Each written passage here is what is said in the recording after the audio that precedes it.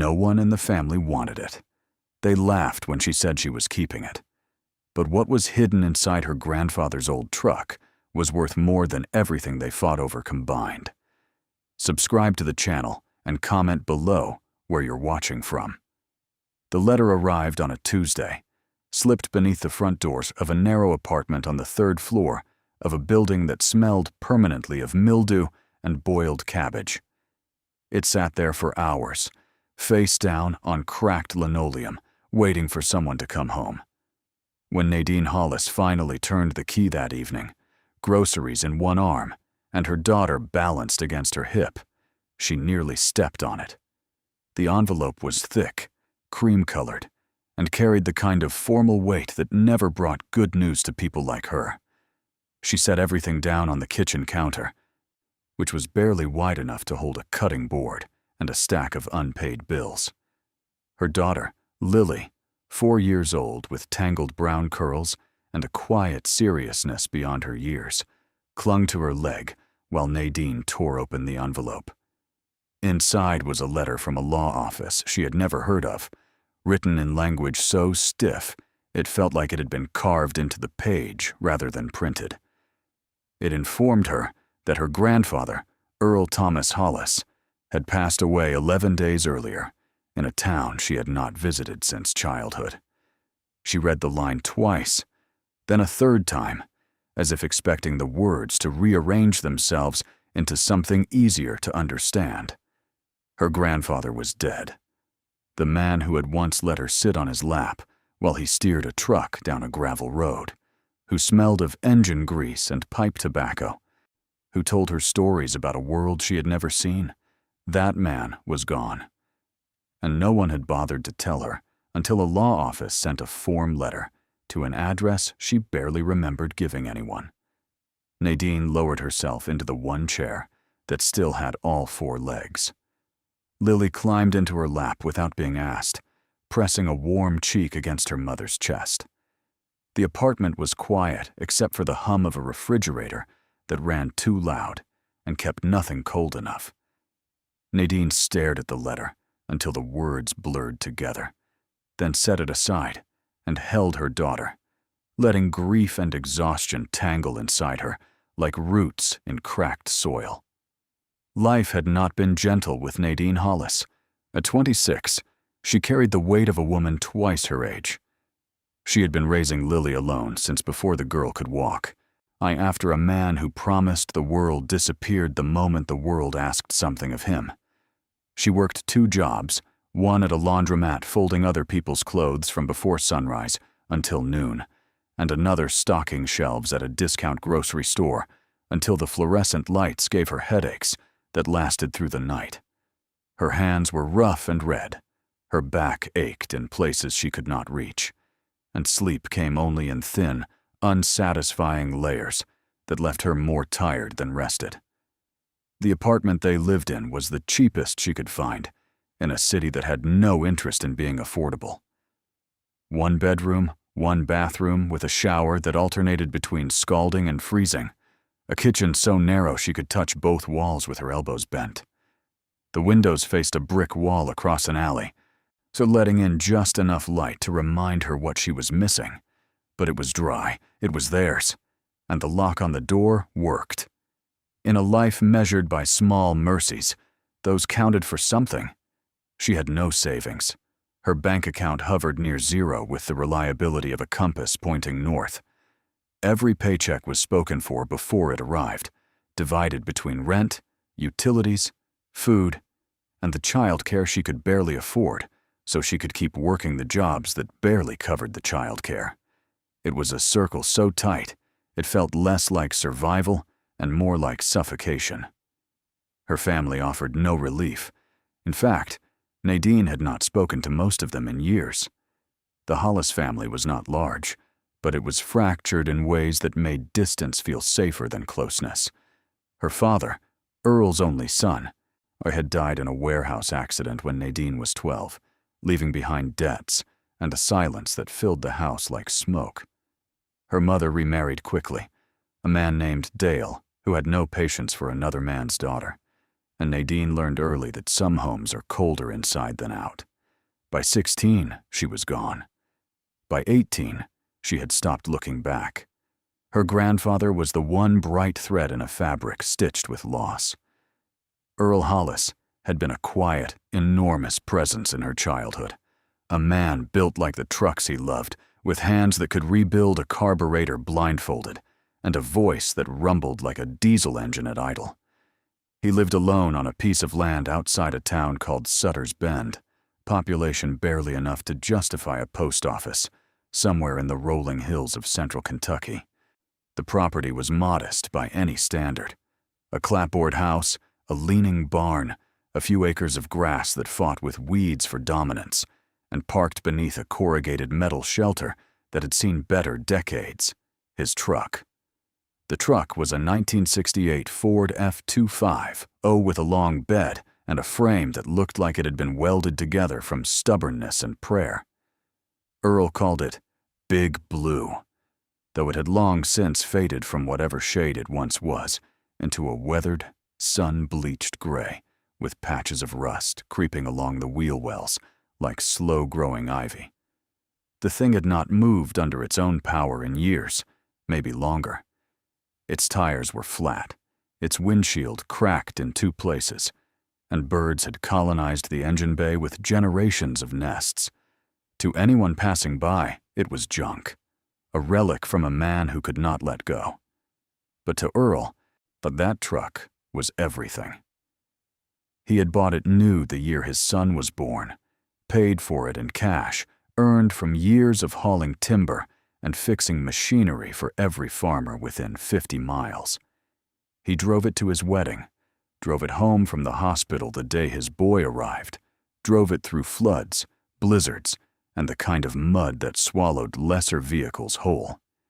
He maintained it with the devotion other men reserved for churches, changing the oil on a schedule more reliable than the calendar, polishing the chrome until it caught the sunset and threw it back in splinters of light. The truck was not merely a vehicle to Earl. It was the physical record of his life, a rolling monument to every mile he had earned and every memory he refused to lose. Nadine remembered sitting in the passenger seat as a girl, saw her feet dangling above the floorboards, watching her grandfather's hands on the wheel, enormous and scarred, but impossibly gentle. He would tell her where they were going, even when they were going nowhere, describing roads that wound through mountains and across rivers as though the truck could carry them anywhere imagination reached. She remembered the smell of the cab, leather and oil, and the faintest trace of tobacco, and the way the engine hummed beneath them like a living heart. Those rides were the closest thing to peace she had ever known as a child. The letter from the law office was not merely a death notification.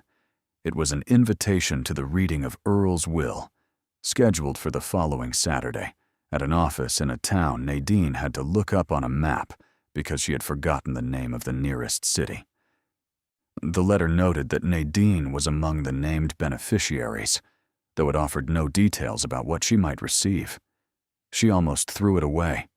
She almost convinced herself that whatever her grandfather had left behind could not possibly be worth the bus fare and the lost wages. But something held her back. A memory, perhaps. The rumble of Big Blue's engine. The warmth of her grandfather's arm around her shoulder on a cold morning. The sense that Earl Hollis, even in death, was asking her to come one last time. She arranged for a neighbor to watch Lily, packed a bag smaller than most people's lunchboxes, and boarded a bus that took 9 hours to reach a depot 40 minutes from Sutter's Bend. From there, she hitchhiked with a woman selling quilts at a roadside market, who dropped her at the edge of a town that looked like it had been holding its breath since the last century exhaled. Sutter's Bend had not changed since Nadine's last visit as a child. The same faded storefronts lined a main street that could be walked in under 5 minutes.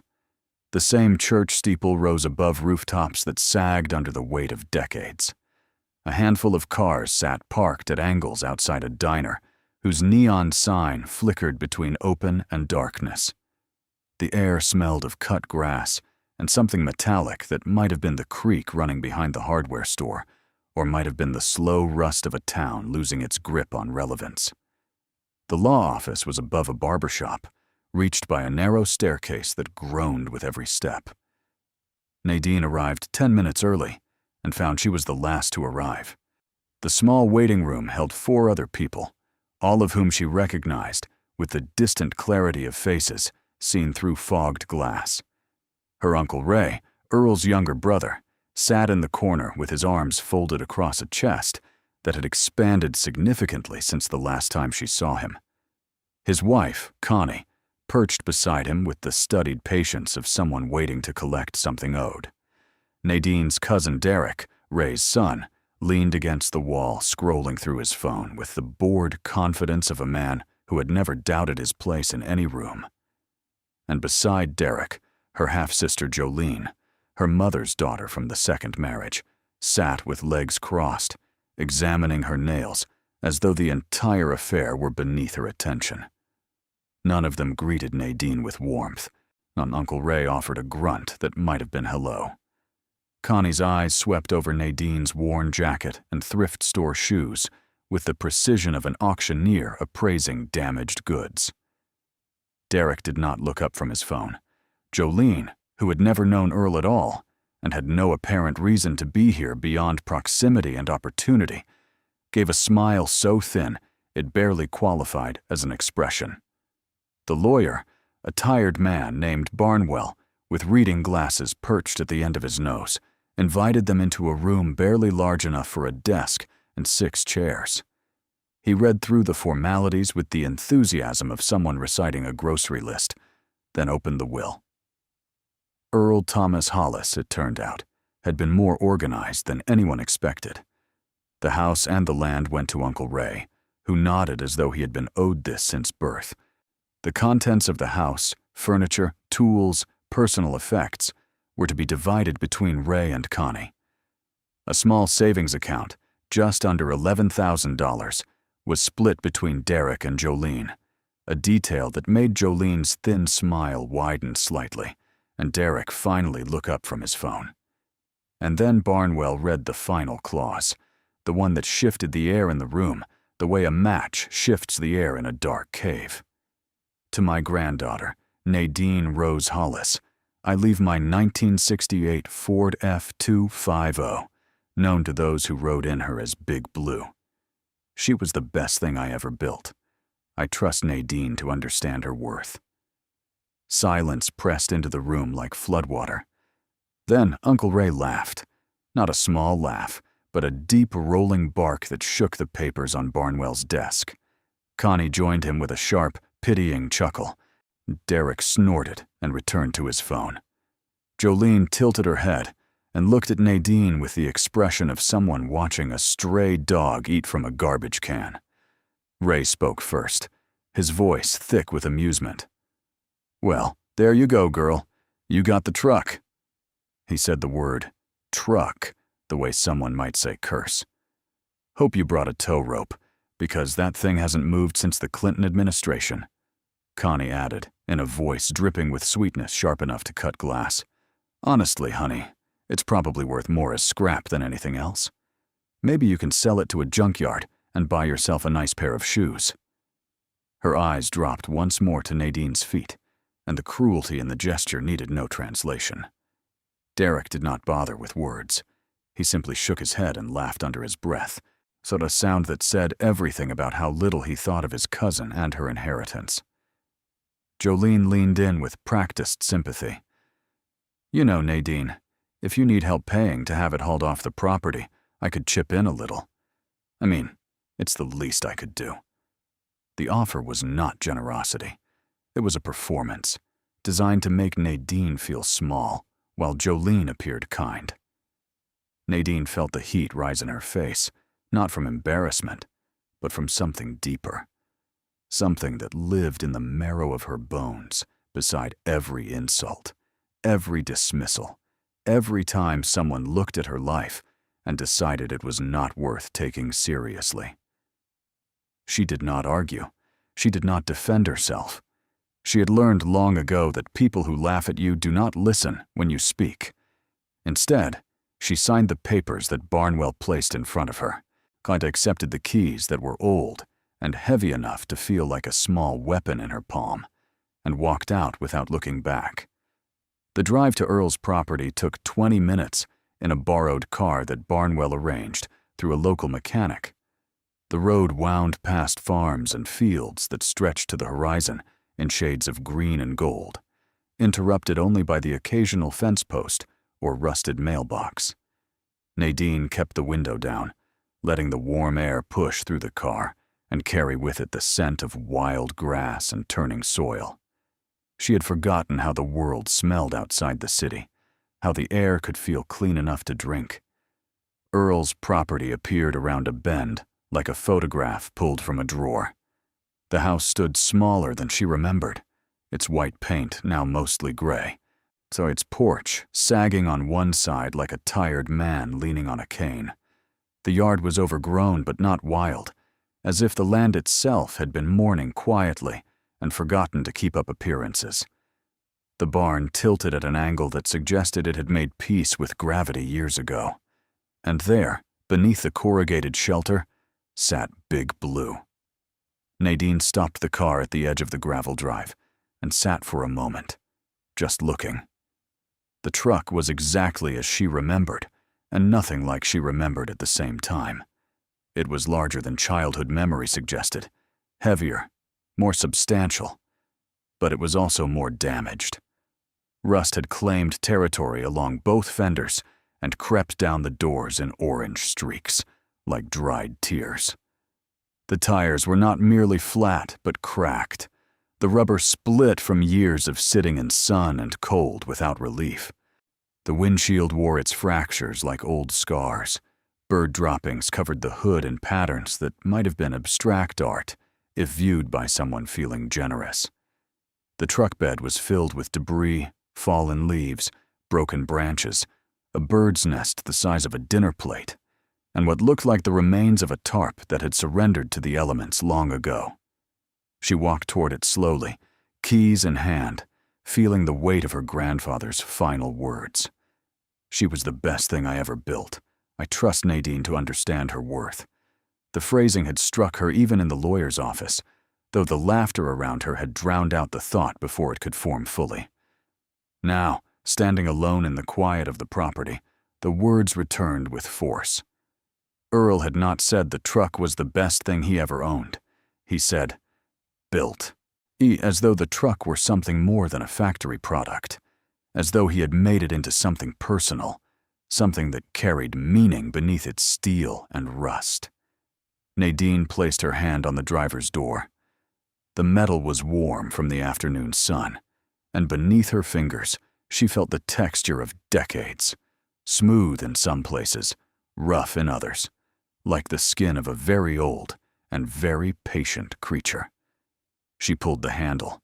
It resisted at first, then gave with a groan that echoed across the yard. The door swung open, and a wave of memory rushed out to meet her.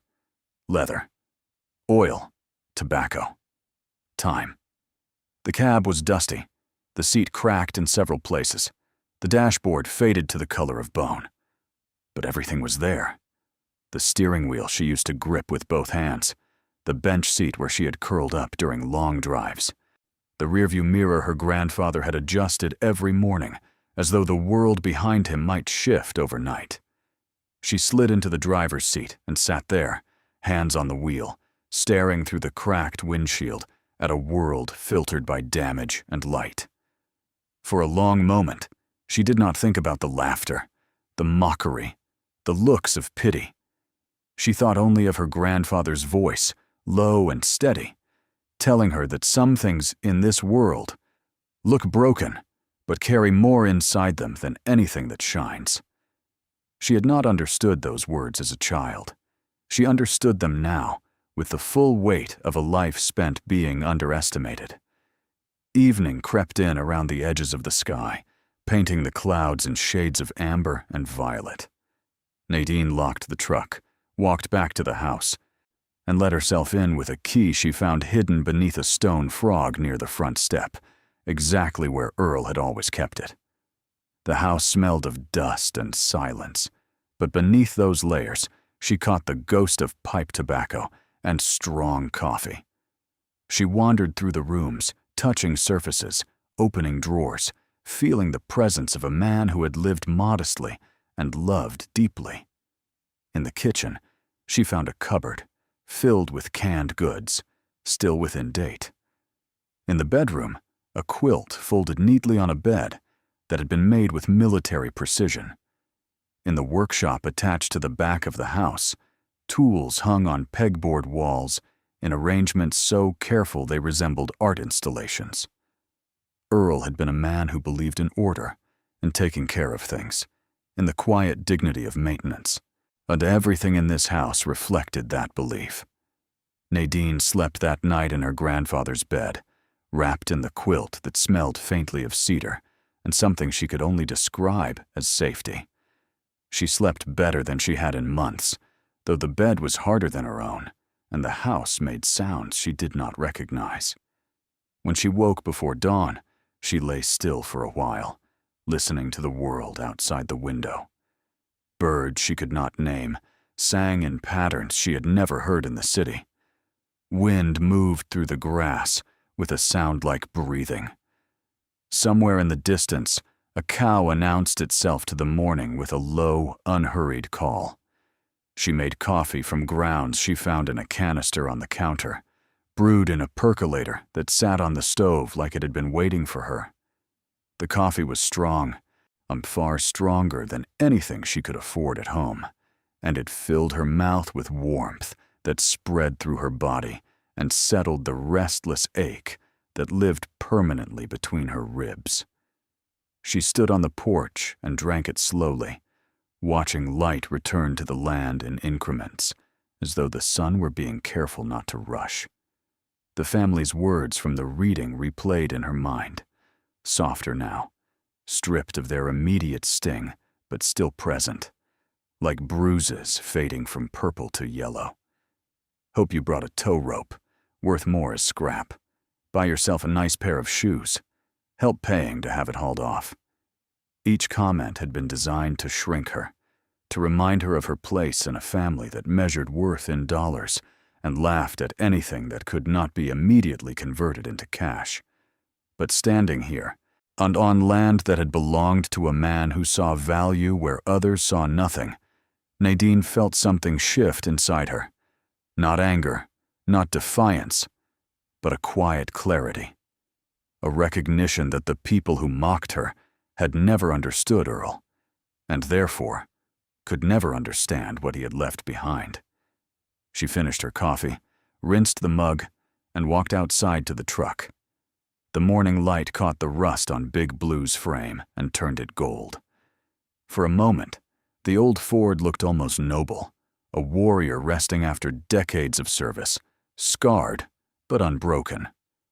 Nadine opened the driver's door again and sat inside, this time with intention rather than nostalgia. She began to explore. Not the kind of exploration driven by expectation, but the quiet, methodical examination of someone who had been told to understand worth and intended to try. She opened the glove compartment. Inside were the truck's original registration, a folded map of Kentucky so old the creases had worn through in places, a pair of work gloves stiff with age, and a small leather pouch containing a St. Christopher medal on a tarnished chain. She held the medal in her palm, feeling its weight, remembering that Earl had hung it from the rearview mirror during every trip, claiming the patron saint of travelers had never let him down. She checked behind the seat. Old rags, a tire iron, a flashlight that no longer worked, and a small metal toolbox containing wrenches arranged by size with the precision of surgical instruments. Earl's fingerprints were everywhere in this truck, invisible but undeniable, the evidence of a man who touched everything he cared about with purpose. She moved to the truck bed, clearing away the debris that had accumulated over years of neglect. Leaves crumbled in her hands, branches snapped easily, The bird's nest she relocated gently to a nearby tree, apologizing to its absent architects. Beneath the mess, the bed itself was surprisingly solid. The metal was thick, industrial, the kind of steel they no longer used because it cost too much and lasted too long. She ran her hand along the surface, feeling for damage, and found mostly surface rust. Nothing structural, nothing that had penetrated the core. Then she noticed something. Along the left side of the bed, near the wheel well, her fingers found an edge that did not belong to the truck's original design. It was subtle, a seam so narrow it could have been mistaken for a weld line or a manufacturing joint. But Nadine had spent enough time around her grandfather's workshop to know that factory seams followed patterns, and this one did not match anything around it. It ran parallel to the bed floor for about 18 inches, then turned at a precise right angle and continued toward the center of the bed. She crouched lower, brushing away grime with her sleeve. The seam continued, forming the outline of what appeared to be a rectangular panel approximately 2 feet by 3 feet, set flush into the bed floor and held in place by bolts that had been painted over to match the surrounding metal. If she had not been on her hands and knees, she would never have seen it. If she had not been looking with the attention her grandfather's words had asked of her, she would have dismissed it as a repair patch or a reinforcement plate. But Nadine Hollis was not dismissing anything today. She sat back on her heels and stared at the panel, her heart beating in a rhythm she had not felt before. It was not excitement, not yet. It was the sensation of standing at the edge of something unknown, the moment before a door opens, when the hand is on the handle, but the room beyond is still dark. She climbed out of the truck bed and walked to her grandfather's workshop. The tools hung in their places like soldiers at attention, each one accounted for, each one clean, despite the dust that coated everything else. She selected a socket wrench, a flathead screwdriver, and a wire brush, then returned to the truck with the careful urgency of someone who knows that rushing leads to mistakes. The bolts resisted at first, their threads corroded by years of exposure. She applied penetrating oil from a can she found on a shelf in the workshop, letting it soak while she cleaned the area around the panel with the wire brush. Flakes of paint and rust fell away, revealing metal that was darker underneath, deliberately treated, as though someone had applied a protective coating before sealing the panel into place. That detail alone told her this was not a factory modification. This was intentional. This was personal. This was Earl. One by one, the bolts surrendered. Each turn of the wrench sent vibrations up her arms that she felt in her teeth. The final bolt came free with a soft pop, and the panel shifted slightly, settling a fraction of an inch lower than the surrounding bed. Nadine inserted the screwdriver into the seam and pried gently. The panel lifted with a resistance that suggested a rubber gasket beneath, sealing whatever lay inside from moisture and air. When the panel came free, Nadine set it aside and looked down into the space beneath. Her breath stopped, not because of what she saw, but because of what seeing it meant. The cavity was deeper than she expected. It extended roughly 18 inches below the truck bed, carved into a reinforced chassis that had been modified with welded steel plating to create a sealed compartment. The work was meticulous, the weld smooth and even, the interior surfaces coated in a dark, rubberized material that had preserved whatever lay inside from the elements for what appeared to be decades. This was not a hiding place thrown together in haste. This was engineering. This was the work of a man who understood metal.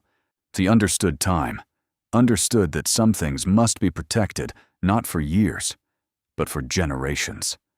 Inside the compartment, arranged with the same precision Earl applied to every tool in his workshop, were objects wrapped in oilcloth and sealed with wax. They sat in rows, nestled into custom-fitted cradles that prevented them from shifting during travel. The compartment was full, packed densely but not carelessly. every item secured as though it might need to survive a journey across rough roads at high speed without making a sound. Nadine reached in and lifted the nearest bundle. It was heavier than she anticipated, dense with a weight that seemed to concentrate in her palms. She unwrapped the oilcloth slowly, her fingers trembling not from cold, but from the gathering force of realization that had been building since she first felt the seam in the truck bed. Inside the cloth, gleaming beneath the morning light with a color that needed no explanation, lay a gold bar. Small, rectangular, stamped with markings she did not recognize, but understood instinctively. It was real. The weight confirmed it. The density, the color, the cool smoothness of its surface, all of it spoke a single truth that roared through her body like a river breaking through a dam. She set the bar on the tailgate and reached for another bundle, then another. Each one held the same cargo, gold bars of varying sizes, some small enough to fit in a coat pocket, others large enough to require both hands. She counted as she unwrapped, her mind struggling to keep pace with what her eyes and hands were telling her. 10, 20, 30. She stopped counting at 40 because her hands were shaking too badly to continue, and because the compartment was not yet empty. Beneath the gold bars, in a separate section divided by a thin steel plate, she found another layer. These bundles were lighter, but no less carefully wrapped. Inside them were documents, certificates printed on heavy paper, with elaborate borders and official seals, each one representing a bearer bond issued by financial institutions, whose names she recognized from the sides of buildings in cities she had passed through, but never entered. The denominations printed on these certificates made her vision blur. Numbers with so many zeros, they stopped resembling money and started resembling astronomy. At the bottom of the compartment, in a small leather case that had been tucked into a corner with the care reserved for sacred objects, she found a letter. It was written in Earl's handwriting, a script she would have recognized anywhere, the same hand that had labeled every tool, every jar, every piece of a life organized with love. The letter began simply, "Nadine, if you are reading this, then you did what I knew you would do. You looked closer when everyone else walked away." She read those words, and the tears came without warning, silent and heavy, falling onto the paper and darkening the ink in tiny circles that spread like ripples in a pond. She pressed the letter against her chest and looked up at the sky, where the morning had fully arrived, and the sun poured light across the land with the generosity of someone who had been saving it for exactly this moment. She did not yet know the full value of what lay in that compartment. She did not yet understand the scope of the fortune her grandfather had spent a lifetime assembling and hiding, brick by brick, bond by bond, inside the frame of a truck that everyone else had written off as worthless scrap. She did not yet know that the gold alone would be appraised at over $170 million, or that the bearer bonds, once authenticated, would add another $101 million to a total that would rewrite her life, her daughter's life, and the legacy of a man who had never owned anything that shined except the chrome on an old Ford. All she knew, when standing in the bed of big blue with gold in her hands and her grandfather's words pressed against her heart, was that Earl Thomas Hollis had kept his greatest promise. He had built something worth finding, and he had trusted the one person no one else believed in to find it. The morning stretched around her, warm and full, as the last of the mist lifted from the fields, and the world revealed itself in colors so vivid they hurt to look at. Nadine sat down in the truck bed, surrounded by bundles she had only begun to understand, and let herself breathe. For the first time in years, the air did not taste of struggle. It tasted of possibility. It tasted of gold and paper and the oil-stained leather of a letter that had waited, patient as the man who wrote it, for the only hands meant to open it. Big Blue sat beneath her, silent, solid, holding its secret no longer, but holding her still, the way it always had, steady and sure, while the world decided what would happen next. Time moved differently after that. Minutes stretched into something elastic, bending around the weight of what she had found, refusing to snap back into the ordinary rhythm she had known her entire life. Nadine sat in the truck bed for what might have been 20 minutes or 2 hours. She could not tell, turning the first gold bar over in her hands, studying it the way a scholar might study a text written in a language she was only beginning to learn. The bar was stamped with numbers and letters she did not fully understand, but the weight of it, the undeniable physical fact of it, communicated everything that mattered. This was not decorative. This was not ceremonial, for this was wealth in its most elemental form, pulled from the earth, refined, shaped, and hidden by a man who understood that the safest vault in the world is one that nobody believes exists. She returned to the letter, unfolding it with hands that had steadied enough to read without the paper trembling. Earl's handwriting was careful, each letter formed with the deliberate patience of a man who had all the time in the world and chose to use it precisely. The letter continued beyond the opening line she had already read, and each paragraph peeled back another layer of a story she had never been told. "I was not always a poor man, Nadine," he wrote, "and I was never the simple man people believed me to be.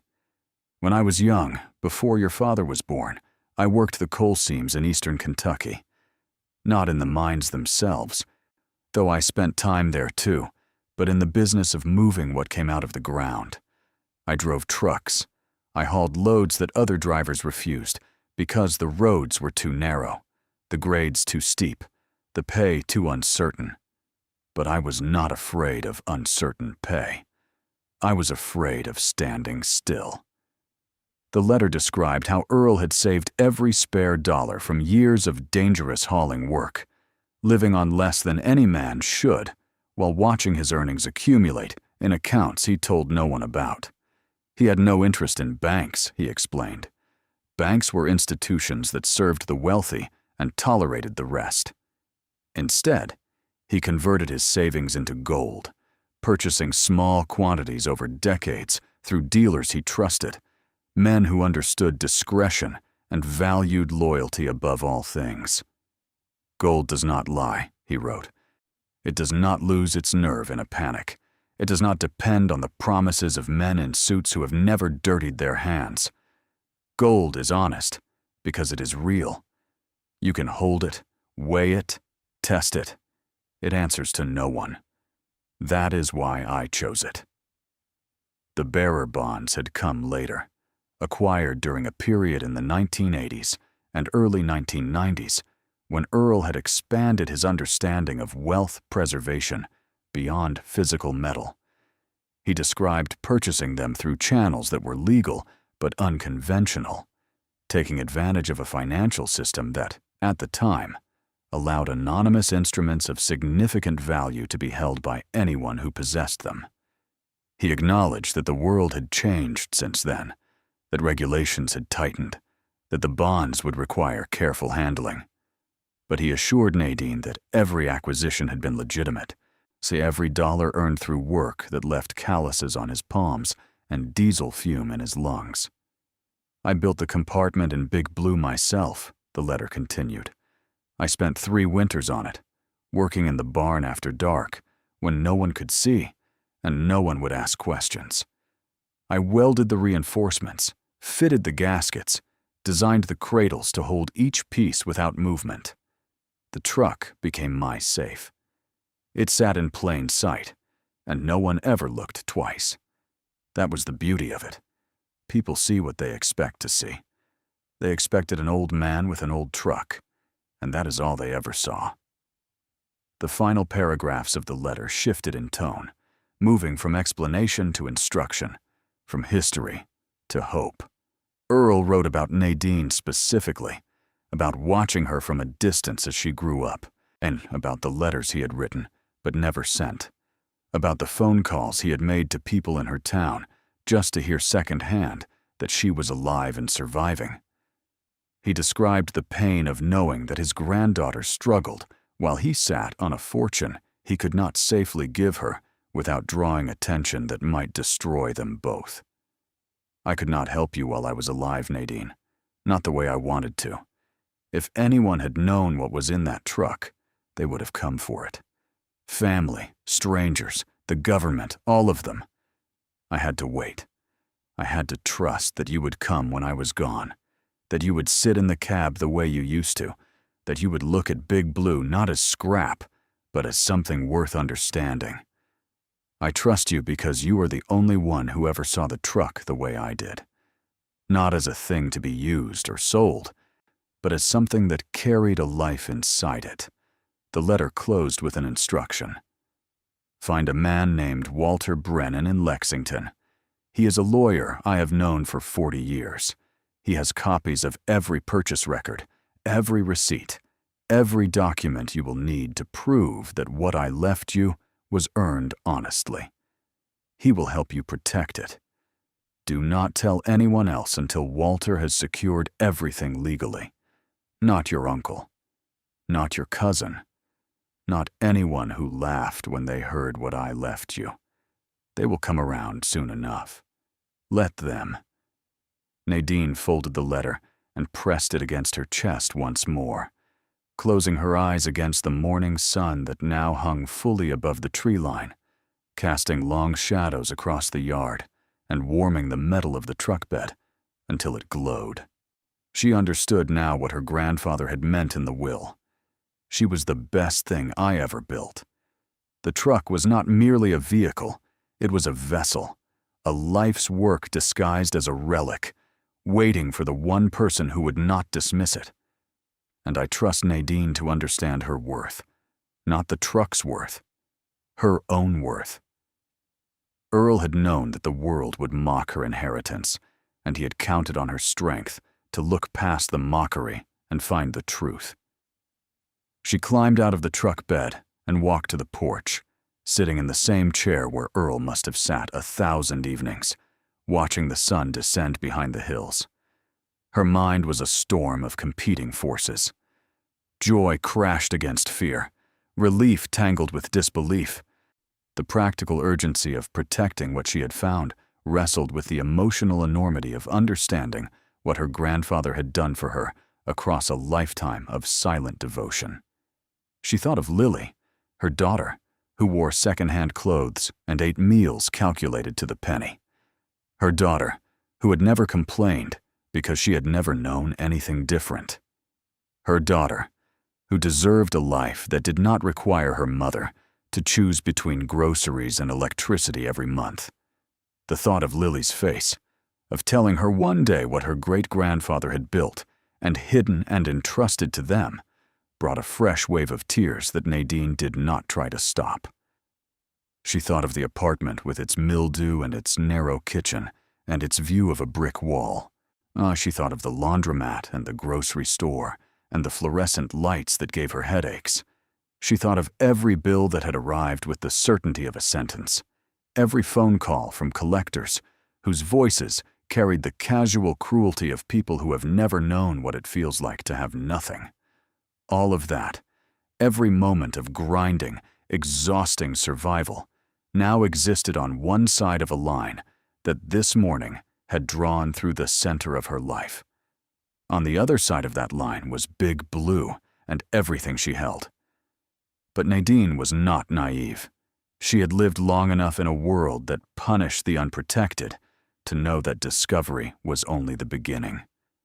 The gold and the bonds were real, but they were also dangerous. Wealth of this magnitude attracted attention the way light attracted moths, and the moths that circled this kind of fortune were not the gentle, dusty creatures that bumped against porch lamps. They were sharp, hungry, relentless. Her family alone would be enough to contend with. Uncle Ray, who had taken the house and the land as though they were owed to him by blood. Connie, whose eyes had measured Nadine's poverty with the precision of a jeweler assessing flawed stone. Derek, who would smell opportunity the way a dog smells meat. And Jolene, whose thin smile concealed an appetite for advantage that Nadine had learned to recognize even from a distance. Beyond family, there were governments, tax authorities, institutions that would demand documentation, verification, compliance with regulations that Earl himself had acknowledged had changed since he assembled his fortune. There were criminals who watched for exactly this kind of vulnerability, a single woman in possession of something she could not defend alone.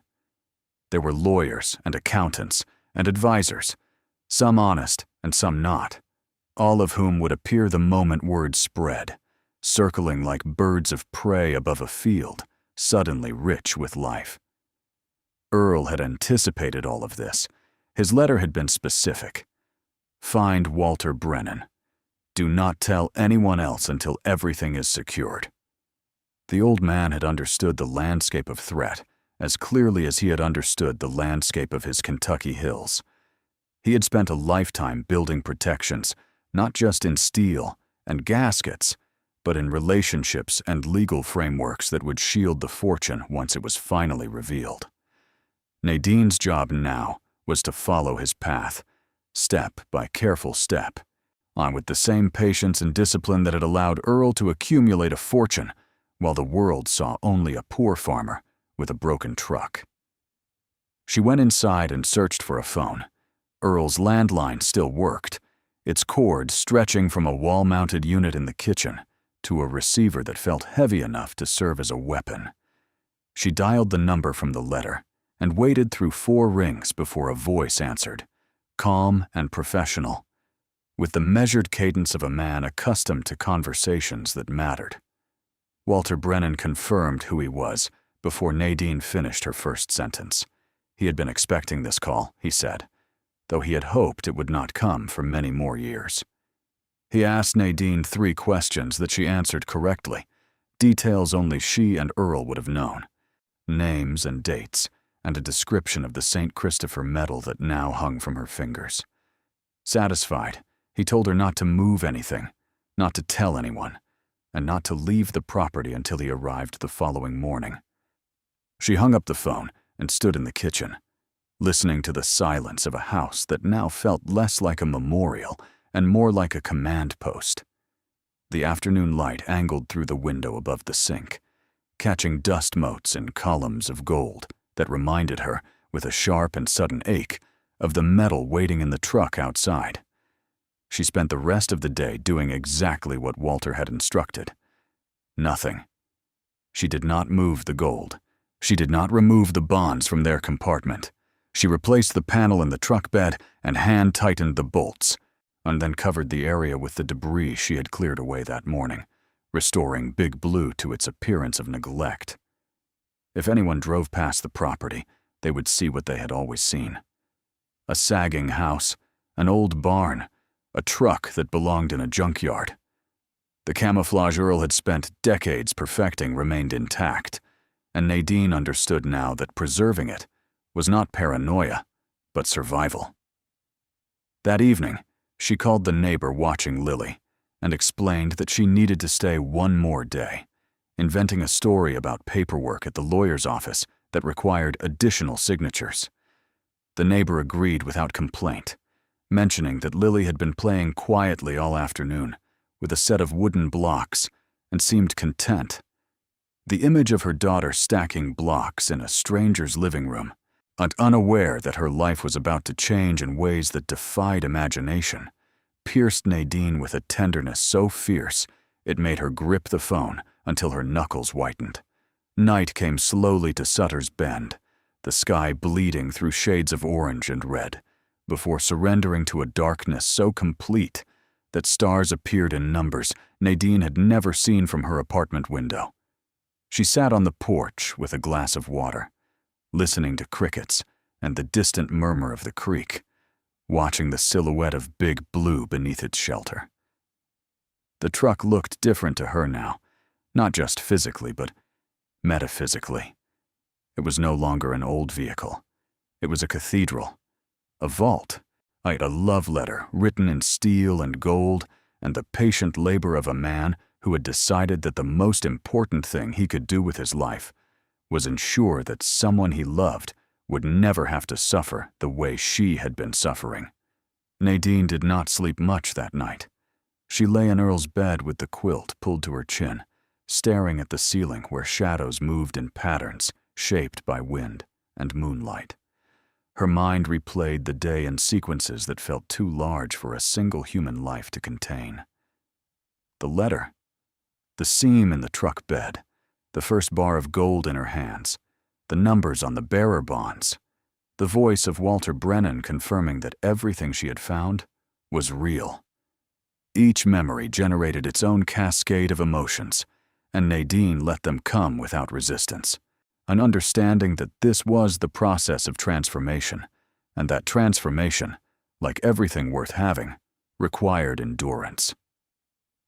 Before dawn, she rose and made coffee again, standing on the porch as the first light crept across the fields. The world was quiet, the air cool and damp with dew that clung to the grass like scattered diamonds.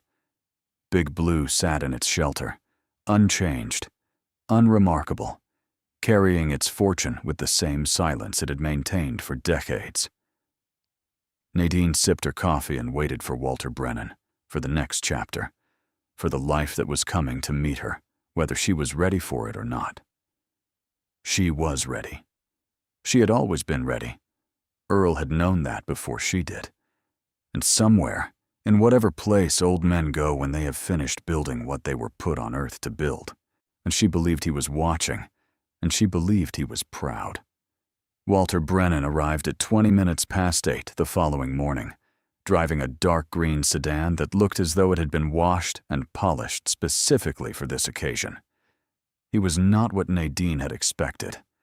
She had imagined a man in a sharp suit with a briefcase and the calculated warmth of someone who billed by the hour. Instead, the man who stepped out of the car wore a tweed jacket over a flannel shirt, boots that had seen actual mud, and glasses that sat slightly crooked on a face, weathered by years of wind and honesty. He was tall, thin, with a head of silver hair combed back from a forehead lined with the kind of wrinkles that come from thinking too much and sleeping too little. His handshake was firm, but not aggressive, and when he looked at Nadine, his eyes carried something she had not seen directed at her in a very long time: respect. He did not rush. He stood on the porch and looked out over Earl's property, the way a man looks at the home of a friend he will not see again, absorbing every detail as though memorizing it for a conversation that would take place somewhere beyond this world. He mentioned that he had last visited Earl 6 months ago, bringing documents for signature and staying for dinner.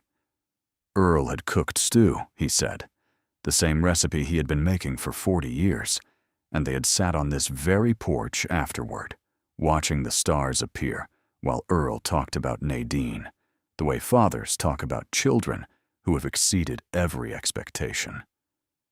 Nadine listened without interrupting, though each word landed with a weight that pressed tears against the backs of her eyes. She had not known that her grandfather spoke of her to anyone. She had not known that he kept track of her life from a distance, piecing together her story from fragments, the way she was now piecing together his. The realization that she had been loved so thoroughly and so silently made her chest ache in a way that felt less like pain and more like something breaking open to let in light. Walter followed her to the truck without commentary, though she noticed his pace quicken slightly as they crossed the yard. He waited while she cleared the debris from the bed and removed the bolts from the panel, then watched with an expression of profound stillness as she lifted the cover and revealed the compartment beneath. He did not gasp. He did not exclaim. He simply nodded, slowly, or as though confirming something he had always known but never seen. He reached into the compartment and lifted one of the wrapped bundles with hands that were careful but practiced. He unwrapped the oilcloth examined the gold bar inside, turned it over twice, and set it down on the tailgate beside a second bar that Nadine had already removed. Then he opened his briefcase, which turned out to contain not legal pads and contracts, but a small digital scale, a magnifying loupe, a testing kit, and a series of laminated reference cards covered in numbers and symbols that Nadine did not recognize. For the next 2 hours, Walter worked with methodical precision. He weighed each gold bar, examined its stamps and serial numbers through the loupe, tested the surface with chemicals from the kit, and recorded every measurement in a leather-bound notebook. He handled the bearer bonds with even greater care, using cotton gloves to lift each certificate from its wrapping and holding it to the light to examine watermarks, serial numbers, and the embossed seals of the issuing institutions. He photographed everything with a camera he produced from the briefcase, taking multiple angles of each item with the thoroughness of a man who understood that documentation was the first line of defense. When he finished, he sat on the tailgate beside Nadine and removed his glasses, rubbing the bridge of his nose where the frames had left red indentations. For a long moment he said nothing. The silence between them was not uncomfortable, but full, loaded with the gravity of numbers that he was preparing to share with a woman whose bank account had never held more than 4 figures. He began with the gold. Based on his initial assessment, which would need to be confirmed by a certified assayer, the collection appeared to contain approximately 312 individual bars of varying sizes, ranging from 1-ounce pieces to several that appeared to weigh 10 ounces or more. The total weight, he estimated, exceeded 4,000 troy ounces. At current market prices, which he checked on a small device he pulled from his jacket pocket, the gold alone carried a preliminary value of approximately $170 million. Nadine heard the number. She understood it in the abstract way one understands the distance to the moon. It was a fact that existed outside the boundaries of her experience, a figure so enormous it could not fit inside the life she had been living. She repeated it silently, moving her lips without sound, as though tasting something foreign and overwhelming. 170 million. The words felt like a language she had not yet learned to speak. Walter continued with the bonds. He explained that bearer bonds were financial instruments that paid the holder, regardless of whose name appeared on any original documentation. They had been widely used in previous decades, but had since been phased out by most issuing institutions due to concerns about anonymity and tax evasion. However, the bonds Earl had collected were from a period when they were entirely legal to purchase and hold, and many of them appeared to be from institutions that still honored redemption.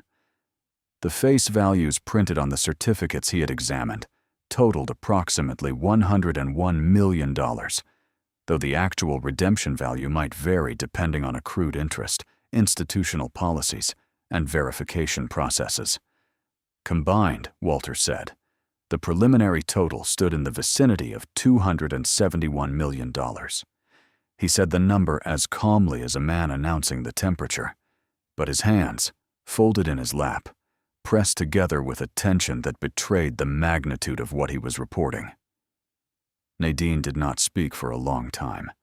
She sat on the tailgate of her grandfather's truck, surrounded by gold and paper and the smell of oilcloth and old metal, so when she let the number exist without trying to force it into a shape she could hold. $271 million, hidden in the chassis of a truck that her family had laughed about. Assembled over decades by a man who drove loads that other men refused, protected by rust and neglect and the universal human tendency to see only what one expects to see. She looked at Walter and asked the question that had been forming since the moment she read Earl's letter. Why me? Walter studied her for a moment, then answered with the directness of a man who had spent 40 years in the confidence of the person they were discussing. He explained that Earl had considered every member of his family and found each of them wanting in ways that had nothing to do with intelligence or capability, and everything to do with character. Nare was greedy, a man who measured his own worth by what he could take from others. Connie enabled that greed with a social cunning that made it appear respectable. Derek had inherited his father's appetite without developing any of the discipline that might have made it productive. And Jolene, though not a blood relative, had attached herself to the family with the instinct of someone who understood that proximity to potential inheritance was its own form of investment. Nadine, Walter said, was different. Earl had watched her endure hardship without cruelty, poverty without bitterness, isolation without losing her capacity to love. He had seen her raise a child alone with a fierceness that reminded him of his own wife, who had died when Nadine's father was still a boy. But Earl believed that wealth, given to people who worshipped it, would destroy them. But wealth, given to someone who understood suffering, would be transformed into something that healed. Nadine absorbed this without argument or false modesty. She knew her grandfather was right, not because she thought herself better than her relatives, but because she understood what money meant to someone who had lived without it. Money was not status. It was not power. It was the distance between fear and safety, the gap between a child going to bed hungry and a child going to bed full. She had lived her entire adult life in that gap, and she knew its dimensions with the intimacy of someone who had memorized every wall of a very small room. Walter outlined the next steps with the organized clarity of a man who had been preparing for this moment for years.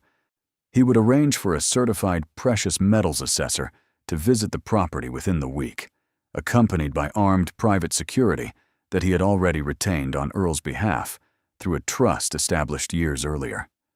The gold would be cataloged, weighed, and verified, then transferred to a secure vault facility in Lexington, where it would remain under Nadine's name until she decided how to liquidate or invest it. The bearer bonds would require a more delicate process. Each one needed to be authenticated by the issuing institution, which involved submitting the certificates through legal channels that Walter's firm specialized in. He estimated the full authentication and redemption process would take between 3 and 8 months, depending on the cooperativeness of the institutions involved. During that time, the bonds would be stored in a secure facility with full insurance coverage. Tax obligations would be significant, Walter acknowledged, but manageable. Earl had maintained meticulous records of every gold purchase and bond acquisition, documenting dates, dealers, prices, and sources of income used to fund each transaction. These records, copies of which Walter held in a fireproof safe in his Lexington office, would demonstrate a clear and legal chain of ownership that would satisfy any regulatory inquiry. Finally, and Walter stressed this point with particular emphasis, confidentiality was paramount. Until the assets were fully secured, cataloged, and legally protected, no one outside the immediate circle of Nadine, Walter, and the security team should know what had been found. The moment word reached the wrong ears, the situation could become dangerous in ways that went beyond family disputes and entered the territory of criminal interest. Nadine agreed to everything. She asked questions where she needed clarity and listened in silence where she did not.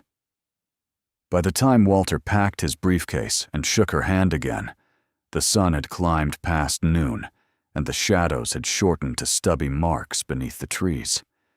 He promised to return within 3 days with the assessor and the security team. In the meantime, he advised her to stay at the property if possible, or at the very least, to ensure that no one else visited it unannounced.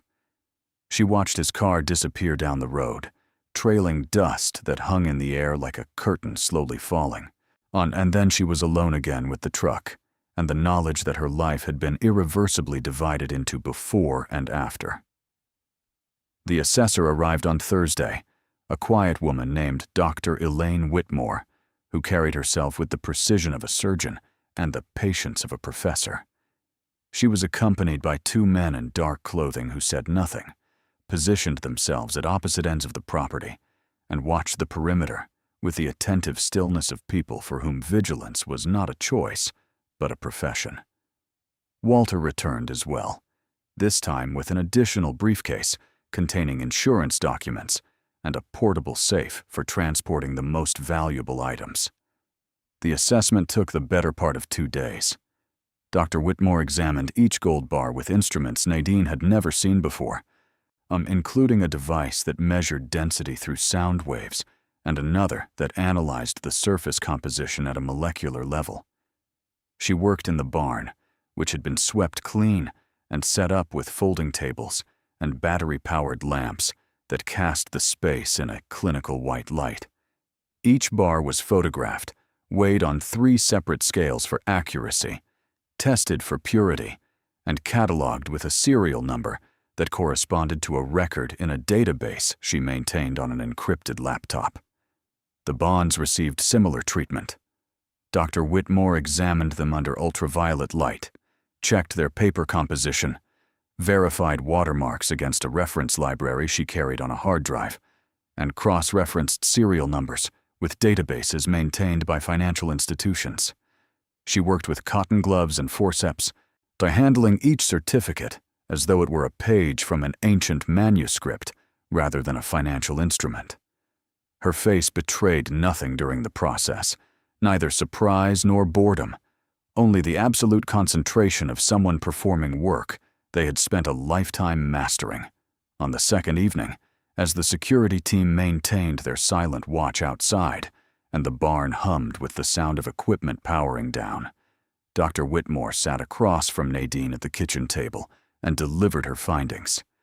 The gold collection was authentic.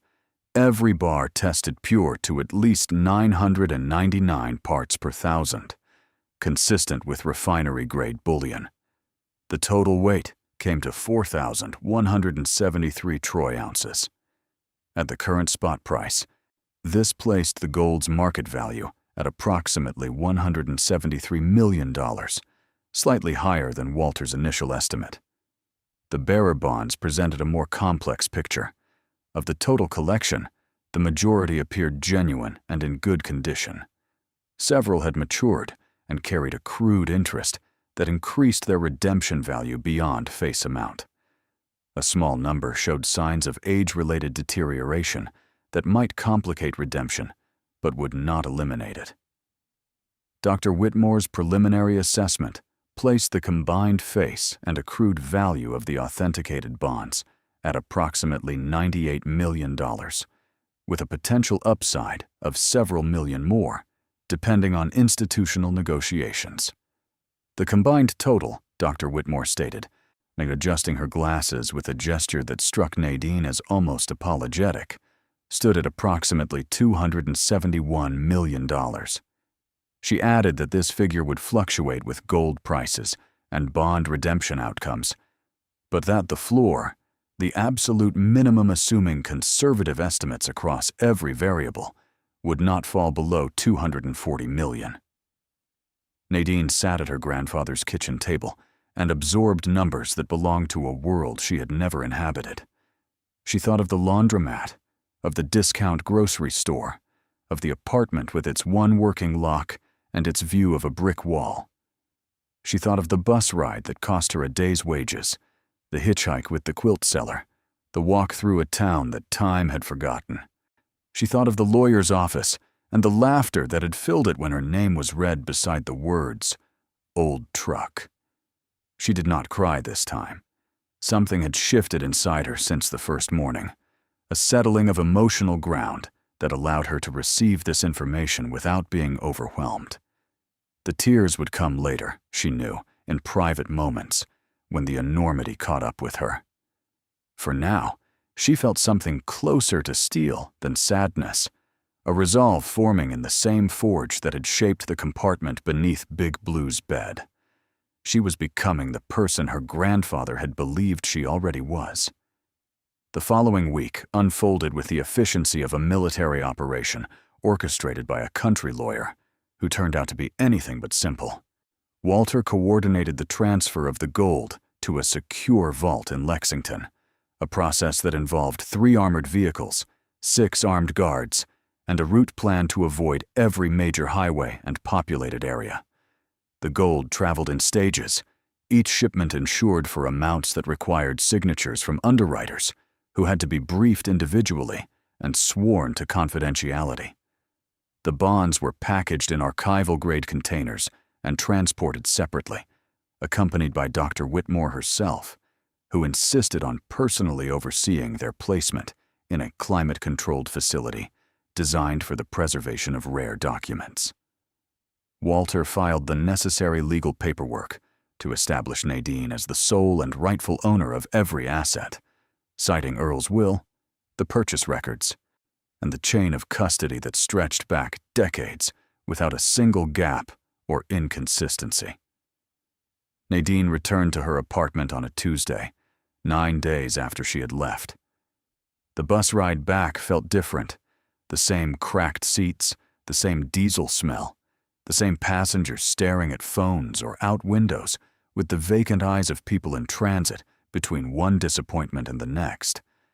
But Nadine looked at everything as though seeing it for the first and last time simultaneously. This world, the world of buses and budgets and borrowed time, was ending for her. Not violently, not dramatically, but with the quiet certainty of a tide that had finally turned. Lily ran to her the moment she walked through the neighbor's door, wrapping small arms around her mother's legs with a force that nearly knocked Nadine off balance. She lifted her daughter and held her close, breathing in the smell of children's shampoo and the indefinable warmth of a life she had created and sustained, against odds that would have broken most people. Lily asked if she had brought anything back, and Nadine almost laughed, a sound that caught in her throat and came out as something between joy and disbelief. She told her daughter she had brought something very special, but that it was a surprise, and surprises needed time to be ready. Lily accepted this with the unquestioning trust of a 4-year-old and asked for crackers instead. In the days that followed, Nadine continued her routines. She folded laundry at the laundromat. She stocked shelves at the grocery store. She picked up Lily from childcare, made dinner from whatever was cheapest, and put her daughter to bed in the small room they shared. To anyone watching, nothing had changed. The woman who left for a funeral had returned from a funeral. The apartment was the same. The bills were the same. The exhaustion was the same. But beneath the surface, Walter Brennan was building a fortress. Legal structures, tax strategies, trust funds, security protocols, and a carefully staged plan for transitioning Nadine from poverty to wealth without attracting the kind of attention that destroys people before they have a chance to adjust. He called her every evening at 9 after Lily was asleep, speaking in a voice that was calm and instructive, guiding her through decisions that ranged from which banks to use for initial deposits to how to respond if family members or strangers began asking questions. The questions came sooner than expected. Word traveled in Sutter's Bend the way it does in all small towns, not through announcements, but through the slow accumulation of observations that eventually form a story everyone believes they already know. Someone noticed the armored vehicles on the back road. Someone heard that Walter Brennan had visited Earl's property twice in 1 week. Someone mentioned to someone else that Nadine Hollis had stayed at the house longer than a simple funeral required. The fragments were innocent on their own, but in the hands of a community starved for gossip, they assembled themselves into a narrative that grew more elaborate with each retelling. Uncle Ray was the first to call. His voice carried the forced casualness of a man pretending he was not fishing for information. He asked how Nadine was doing, so whether she had managed to deal with the truck, whether she needed help selling it for scrap. Beneath the surface pleasantries, his questions circled the property like a dog circling a bone, probing for any sign that something of value might have been overlooked in the wills reading.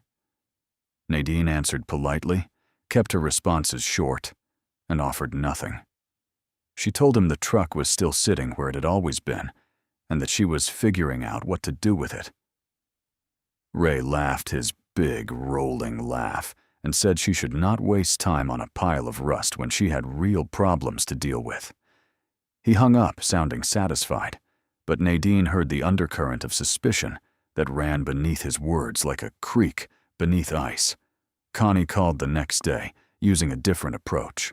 Her voice was sweet, concerned, a dripping with the manufactured warmth of a woman who wanted something, but needed to package the wanting as kindness.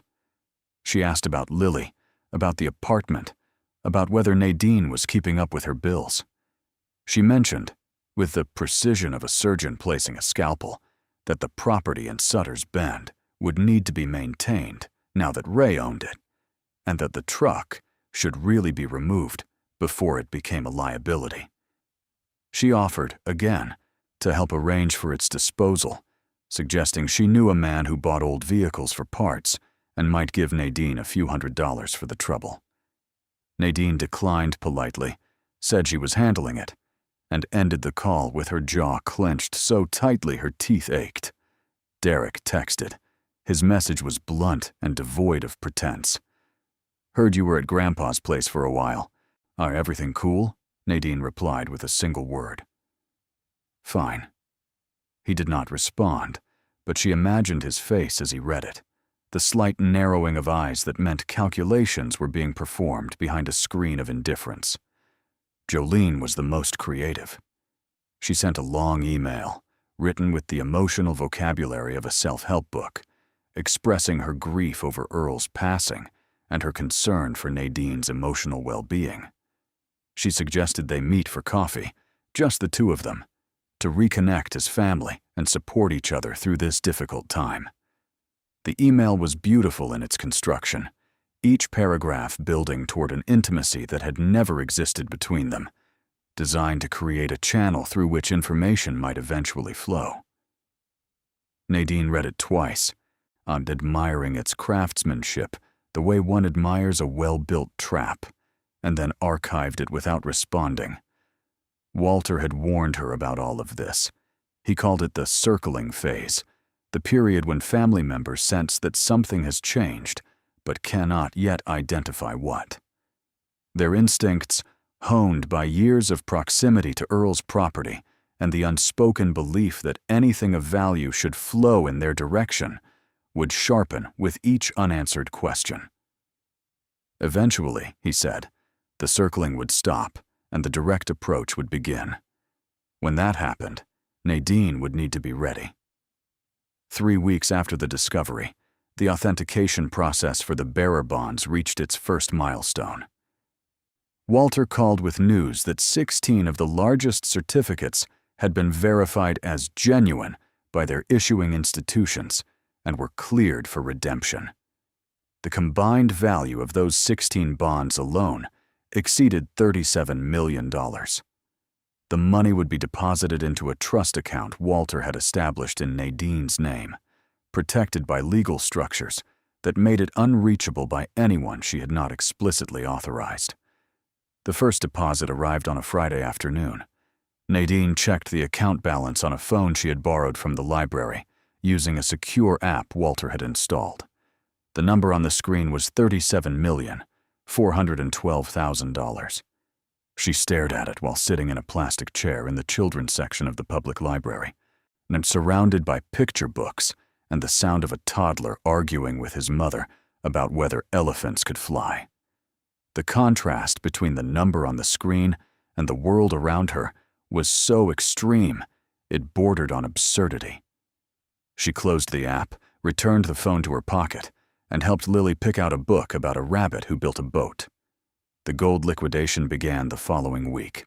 Walter had engaged a network of reputable dealers who would purchase the bullion in tranches, spreading the sales across multiple transactions to avoid market disruption and minimize attention. Each sale was conducted through the trust, with proceeds deposited into accounts that Walter managed with the fierce protectiveness of a man fulfilling a promise to a dead friend. The first tranche alone, consisting of 500 ounces sold at market price, generated over $20 million. Numbers that had once seemed astronomical now arrived with the regularity of utility bills, except they added to her balance rather than subtracting from it. Nadine tracked each deposit with a mixture of gratitude and vertigo, as though standing on a cliff and watching the ground below recede with every passing day. She had not yet spent a single dollar. Walter had advised her to wait until the legal framework was fully in place before making any changes to her visible life. The laundromat, the grocery store, the apartment, all of it continued unchanged, a cover story more convincing than any lie because it was, for now, still true. But truth has a half-life, and in the Hollis family, secrets decayed faster than most. The breaking point came 6 weeks after the discovery, on a Sunday morning when Nadine was making pancakes for Lily in their narrow kitchen. Her phone rang with a number she did not recognize. She answered, expecting a sales call, and instead heard a voice tight with barely controlled fury. It was Uncle Ray. He did not greet her. He did not ask how she was. He spoke in short, hard sentences that sounded like they had been rehearsed a dozen times, but still came out raw. He had heard things, he said. People in Sutter's Bend had been talking. There were rumors about trucks, about security, about lawyers making visits to a property that was supposed to contain nothing of value. He demanded to know what Nadine had found in that truck. He used the word demanded without shame, as though the information was owed to him by virtue of shared blood. Nadine listened without interrupting. She let him spend his anger the way a storm spends its wind, waiting for the gusts to weaken before she spoke. When he finally paused, breathing hard, she told him that she had found some personal items of her grandfather's that had sentimental value. She said it calmly, without elaboration, and offered nothing more. Ray exploded. He called her a liar. He called her ungrateful. He reminded her that he was the one who had taken care of Earl in his final years, that he was the one who mowed the lawn and checked the pipes and made sure the old man had groceries. He reminded her that Nadine had been absent, had not called, had not visited, had not sent so much as a card for Christmas. He declared that whatever Earl had hidden belonged to the family, all of the family, and that if Nadine thought she could keep it for herself, and she was going to learn a very hard lesson about what happens when you cross people who know how the world works. Nadine listened to all of it. She let every accusation land without flinching, not because the words did not hurt, but because she had been preparing for this moment in the quiet hours after Lily fell asleep, rehearsing her composure the way a soldier rehearses for deployment. When Ray finished, the silence that followed was thick with the sound of his breathing and the faint sizzle of pancake batter in the pan behind her. She spoke then, and her voice carried something that Ray had never heard in it before. It was not anger or defiance. It was the calm of someone who has been underestimated for so long that the underestimation itself has become a kind of armor. She told him that Grandfather Earl had left her the truck, and whatever was in the truck was hers. She told him that the will was clear, that the lawyer had confirmed it, and that nothing in the law required her to share, explain, or justify. She told him that if he believed he had a legal claim, he was welcome to hire an attorney and pursue it through the courts. She told him all of this without raising her voice, without wavering, without a single word that could be used against her later. Ray hung up without saying goodbye.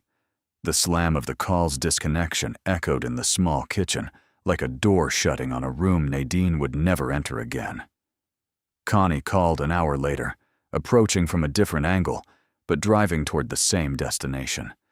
She was softer, more strategic, weaving guilt and sympathy into a fabric designed to make Nadine feel obligated to share. She mentioned Earl's funeral expenses, which Ray had covered.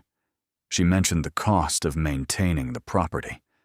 She mentioned how difficult it had been for the family to watch Earl decline, implying that Nadine's absence during those years constituted a debt that could only be repaid with whatever the truck had contained. Nadine responded with the same measured calm. She thanked Connie for the family's care of Earl and said she understood their frustration. She did not apologize, did not offer details, and did not budge. When Connie's voice sharpened into something closer to its true edge, Nadine simply repeated that the will was clear and that her grandfather's wishes would be honored. Connie's parting words were a prediction rather than a threat, and she said that Nadine would regret shutting out the people who had been there when she was not, and that family always finds a way to collect what it is owed. Derek's approach was less polished, but more direct. He showed up at Nadine's apartment building 3 days later, leaning against the wall beside the entrance, with the studied nonchalance of someone who wanted to appear casual while blocking the only way in. Nadine saw him from half a block away and felt her pulse quicken, not from fear, but from the raw, physical reality of confrontation. Lily was at childcare. She was alone. Derek was larger than her and younger than his father, and carried the specific kind of confidence that comes from never having been denied anything important. So he pushed off the wall as she approached and fell into step beside her, as though they were old friends reconnecting on a sidewalk.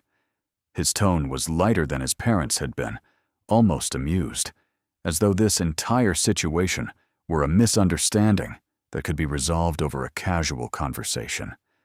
He told her that his dad was upset, that his mom was worried, and that the whole thing was getting out of hand over what was probably nothing. He suggested that if Nadine would just tell them what she found, they could all figure it out together, keep it in the family, avoid any unpleasantness. Nadine stopped walking and faced him. She looked at her cousin, at the expensive sneakers and the designer sunglasses pushed up on his forehead and the phone in his hand that cost more than her monthly rent. And she felt the distance between their lives compress into a single, clarifying moment. She told him the same thing she had told his parents. The truck was hers. The will was clear. If they had questions, they could consult an attorney. Derek's amusement faded. Something harder appeared beneath it, a recognition that the cousin he had always dismissed as irrelevant was not going to bend. He leaned closer, not threateningly, but with enough presence to make the air between them feel crowded, and he said something that told Nadine everything she needed to know about how far this family was willing to go. He said that people who come into money without knowing how to handle it tend to lose it fast, and that the smartest thing she could do was let people who understood these things help her manage whatever she had found. The offer sounded protective. It felt like a hand reaching for her throat. She told him to leave. He did, but slowly, and the look he gave her as he walked away carried the promise of further attempts, escalating in intensity, until the family either got what they wanted or exhausted every avenue of pressure available to them. Walter was unsurprised when Nadine called him that evening to describe the encounters. He had seen this pattern before, he told her, in families where sudden wealth transformed love into litigation and grief into greed. He assured her that Earl's will was ironclad, that the legal structures protecting the assets were designed to withstand exactly this kind of pressure, and that no court in Kentucky would overturn a clear testamentary disposition based on the hurt feelings of relatives who had been given their own shares and found them insufficient. But he also warned her that legal security did not guarantee emotional safety. Families in this situation often escalated beyond letters and phone calls. They hired lawyers who specialized in contesting wills. They filed claims based on undue influence, diminished capacity, or fraud. They approached media outlets with stories designed to generate public sympathy and apply social pressure. They contacted authorities with allegations intended to trigger investigations that could freeze assets and delay access for months or years. Walter had seen all of it, and he had built defenses against all of it. But he wanted Nadine to understand that the road ahead would be difficult, not because the law was against her, but because the people who wanted what she had would not stop simply because the law told them to. Nadine listened to every word. She took notes on a pad of paper she kept beside the phone, writing in handwriting that had grown steadier with each passing week. When Walter finished, she asked him a single question that made the old lawyer pause before answering. "When can I take Lily home?" Walter understood immediately. She was not asking about the apartment. She was asking about Sutter's Bend, about Earl's property, about the land where her grandfather had lived, and the house where she had slept in a bed that smelled of cedar and safety. She was asking about the only place that had ever felt like home. Walter said he would look into it. The property belonged to Ray now, but properties could be purchased, and men who valued money above land could usually be persuaded to sell if the price was right. He promised to begin negotiations discreetly through intermediaries who would not reveal the buyer's identity until the transaction was complete. Nadine hung up the phone and sat in the quiet of her apartment, listening to Lily breathing in the next room, the soft rhythm of a child deep in dreams that had not yet learned to carry the weight of money or family or the complicated machinery of inheritance.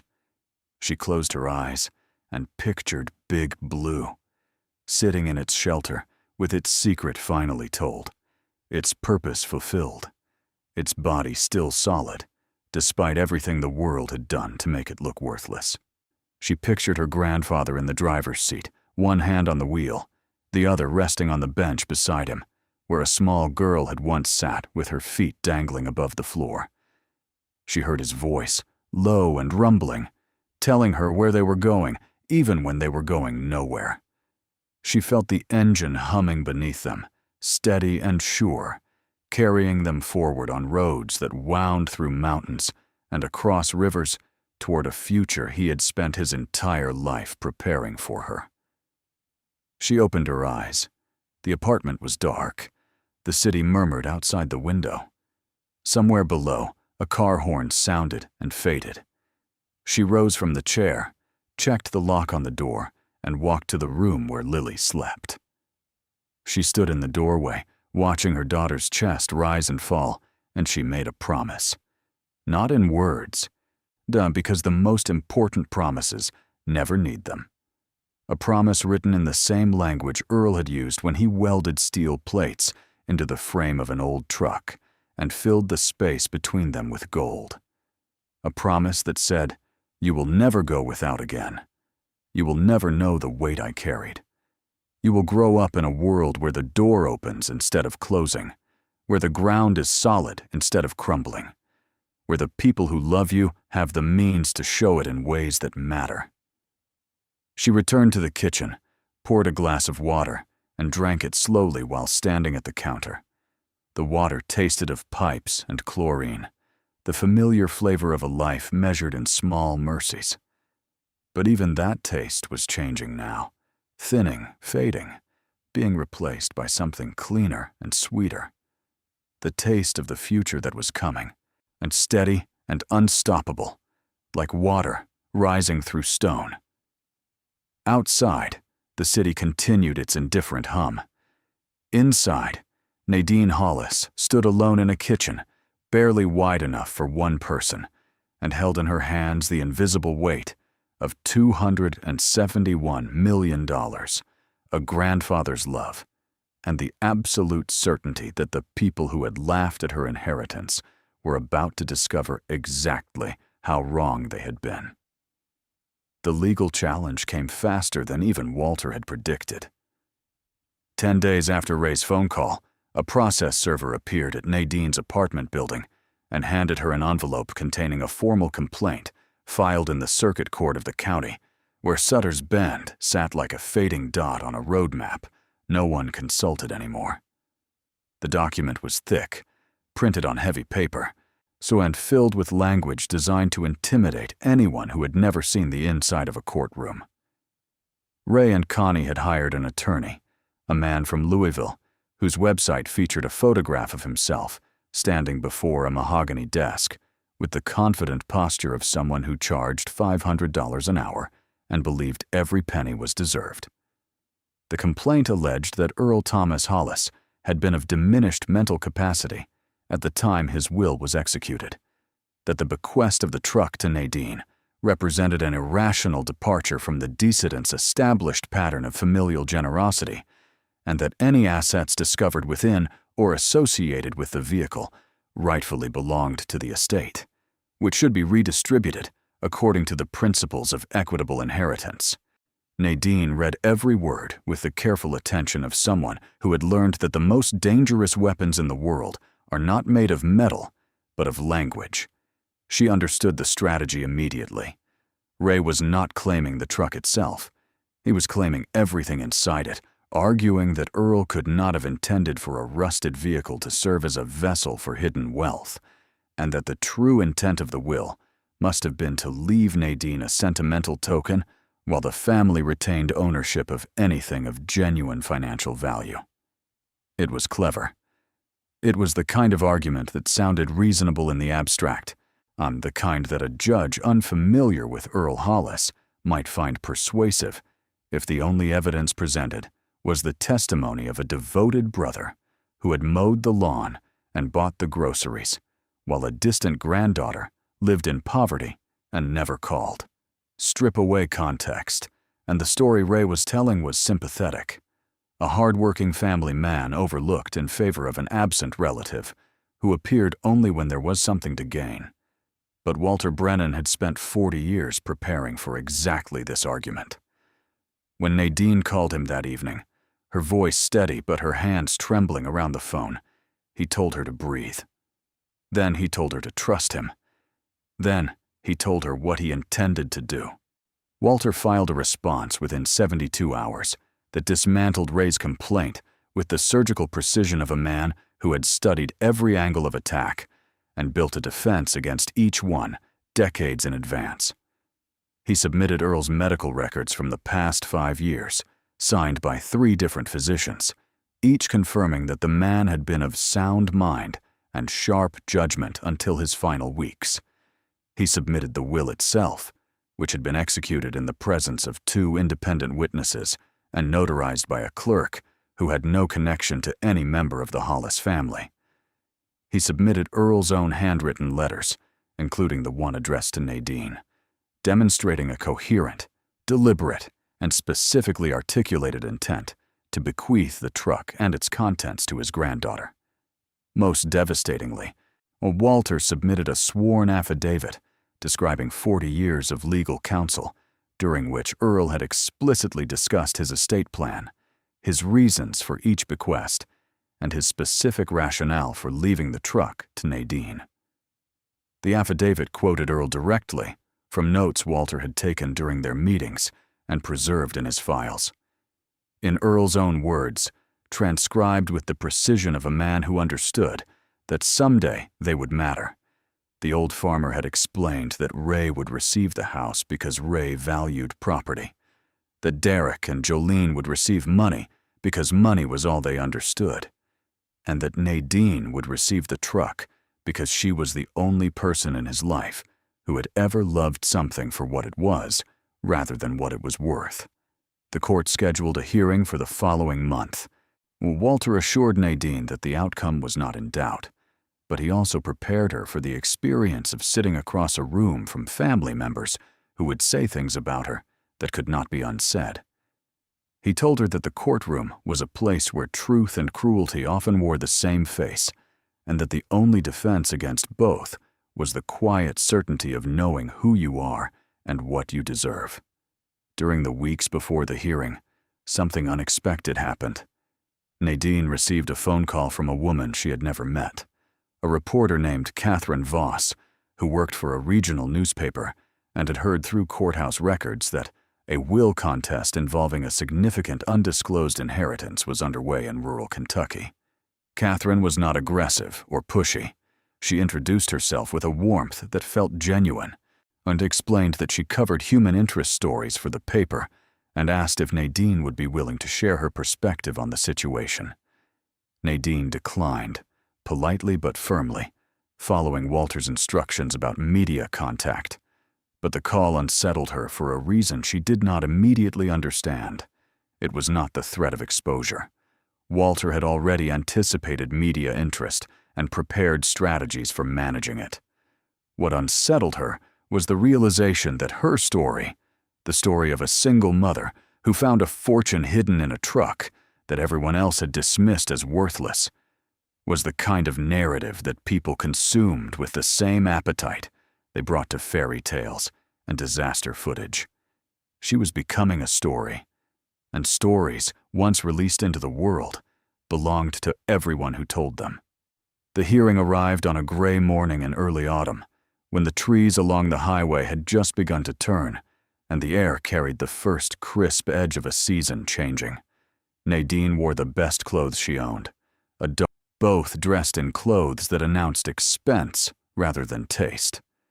Derek slouched in a chair behind them, his phone finally absent from his hands, replaced by a studied expression of injured dignity.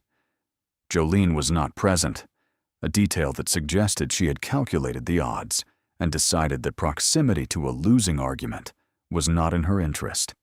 Ray's attorney presented his case with the polished confidence of a man accustomed to winning through volume rather than substance. He described Earl as a beloved patriarch, whose final years were marked by confusion and vulnerability. He portrayed Ray as a devoted brother, who had sacrificed time and resources to care for an aging family member, while others, and here he glanced meaningfully toward Nadine, were conspicuously absent.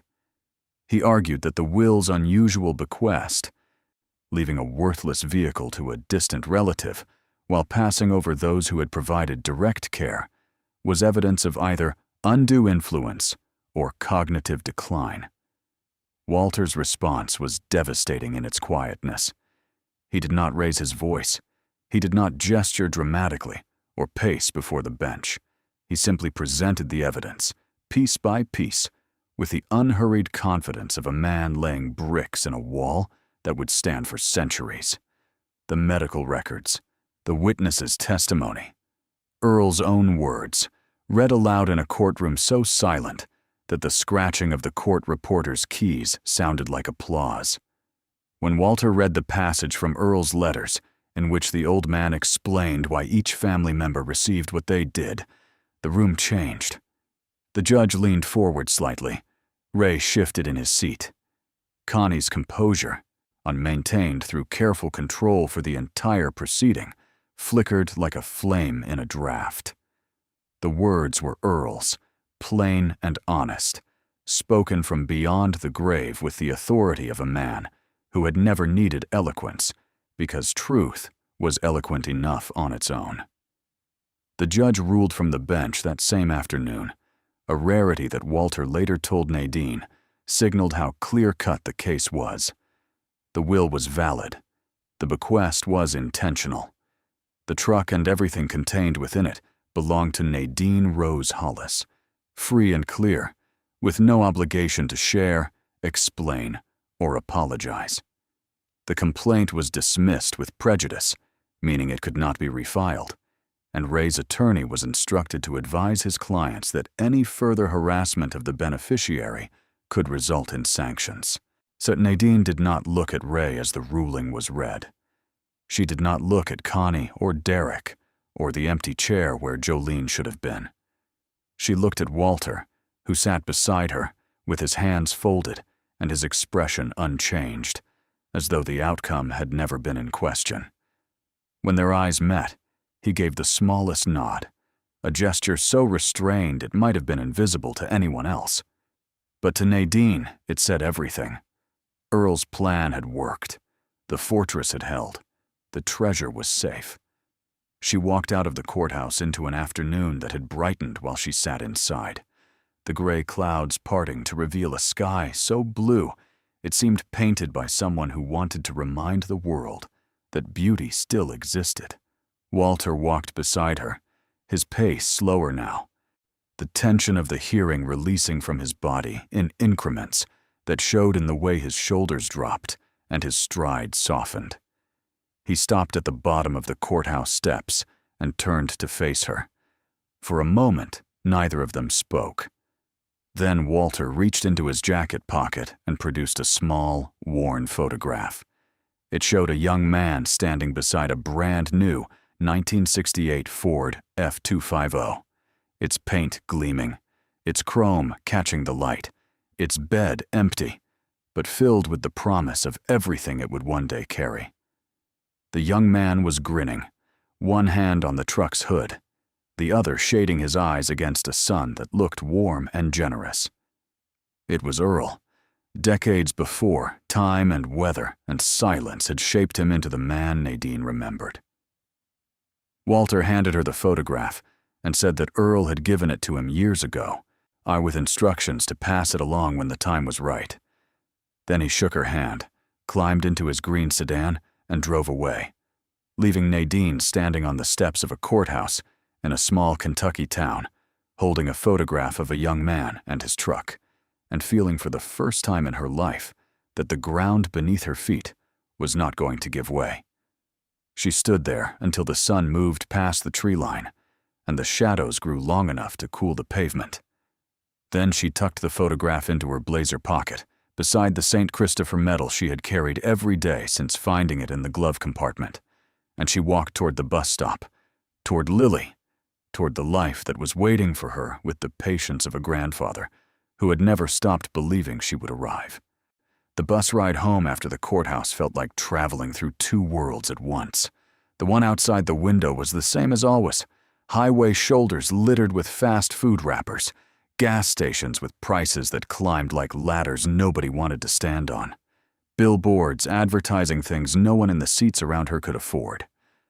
But the world inside Nadine had undergone a kind of continental shift. Plates of identity grinding against one another, reshaping the landscape of who she was and who she was becoming. She pressed the photograph of young Earl and Big Blue against her knee and watched the road unspool beneath the tires, feeling for the first time that she was not running away from something, but riding toward it. She arrived home after dark. The apartment building loomed the way it always did, a rectangle of stained concrete and buzzing hallway lights that gave everything the color of old mustard. She climbed the stairs because the elevator had been broken since before she moved in, each step creaking under her weight like a complaint. She unlocked the door, stepped inside, and stood for a moment in the narrow entryway that smelled of mildew and the faintest memory of the morning's pancake batter. Lily was asleep. The neighbor had put her to bed an hour earlier, leaving a note on the counter that read, "She ate all her peas tonight. First time ever." Nadine smiled at that, a real smile that reached her eyes and stayed there, because even in the midst of a fortune that could buy buildings, the sight of her daughter conquering a plate of peas still qualified as a victory.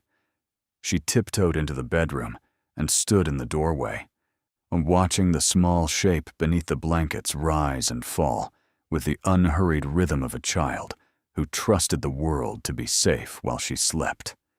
Nadine leaned against the doorframe and let the moment hold her.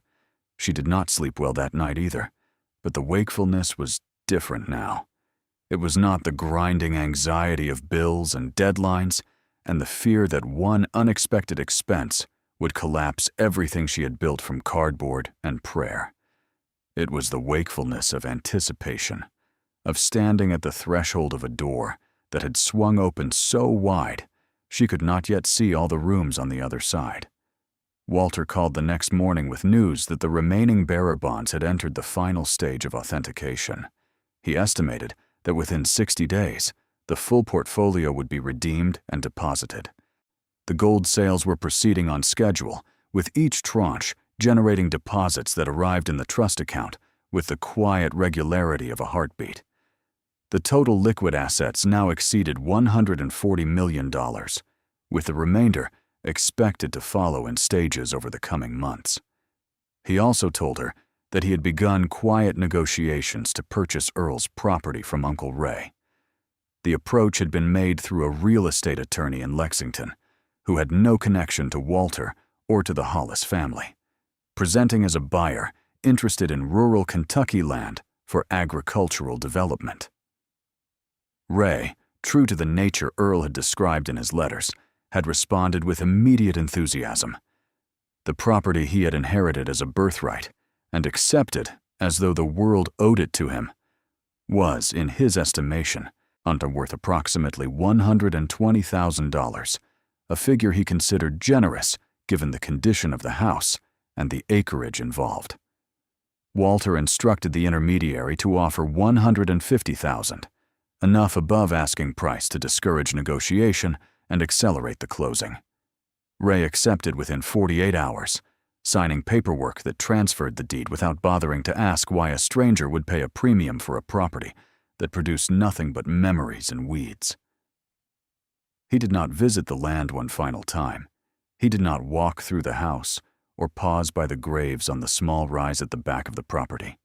He signed his name, collected his check, and told Connie that they should use the money to renovate their kitchen. When Walter called Nadine to confirm that the property was now held in a trust bearing her name, she sat on the floor of her apartment with her back against the wall and cried. Not the quiet, controlled tears of the discovery or the assessment, but the kind of crying that comes from a place so deep it has no name, a release of pressure built over years of displacement, of knowing that the one place where she had ever felt safe belonged to someone who did not deserve it. Now it was hers. Earl's house, Earl's land, Earl's porch, where the evening came slowly, and the stars arrived like old friends.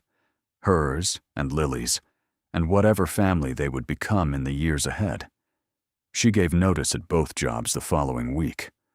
Her manager at the laundromat, a woman named Greta, who had never once asked Nadine how she was doing, so accepted the resignation with a shrug and began calculating shift coverage before Nadine had finished speaking. Her supervisor at the grocery store, a man whose name she had never learned because he introduced himself only as boss, nodded without looking up from his clipboard and said he would need the vest back by Friday. Neither goodbye carried weight. Neither relationship had been built on anything beyond the transactional exchange of labor for wages that barely justified the exchange. Nadine walked out of both buildings for the last time with the strange sensation of shedding skin, of leaving behind versions of herself that had served their purpose and could now be set down like heavy bags carried too far.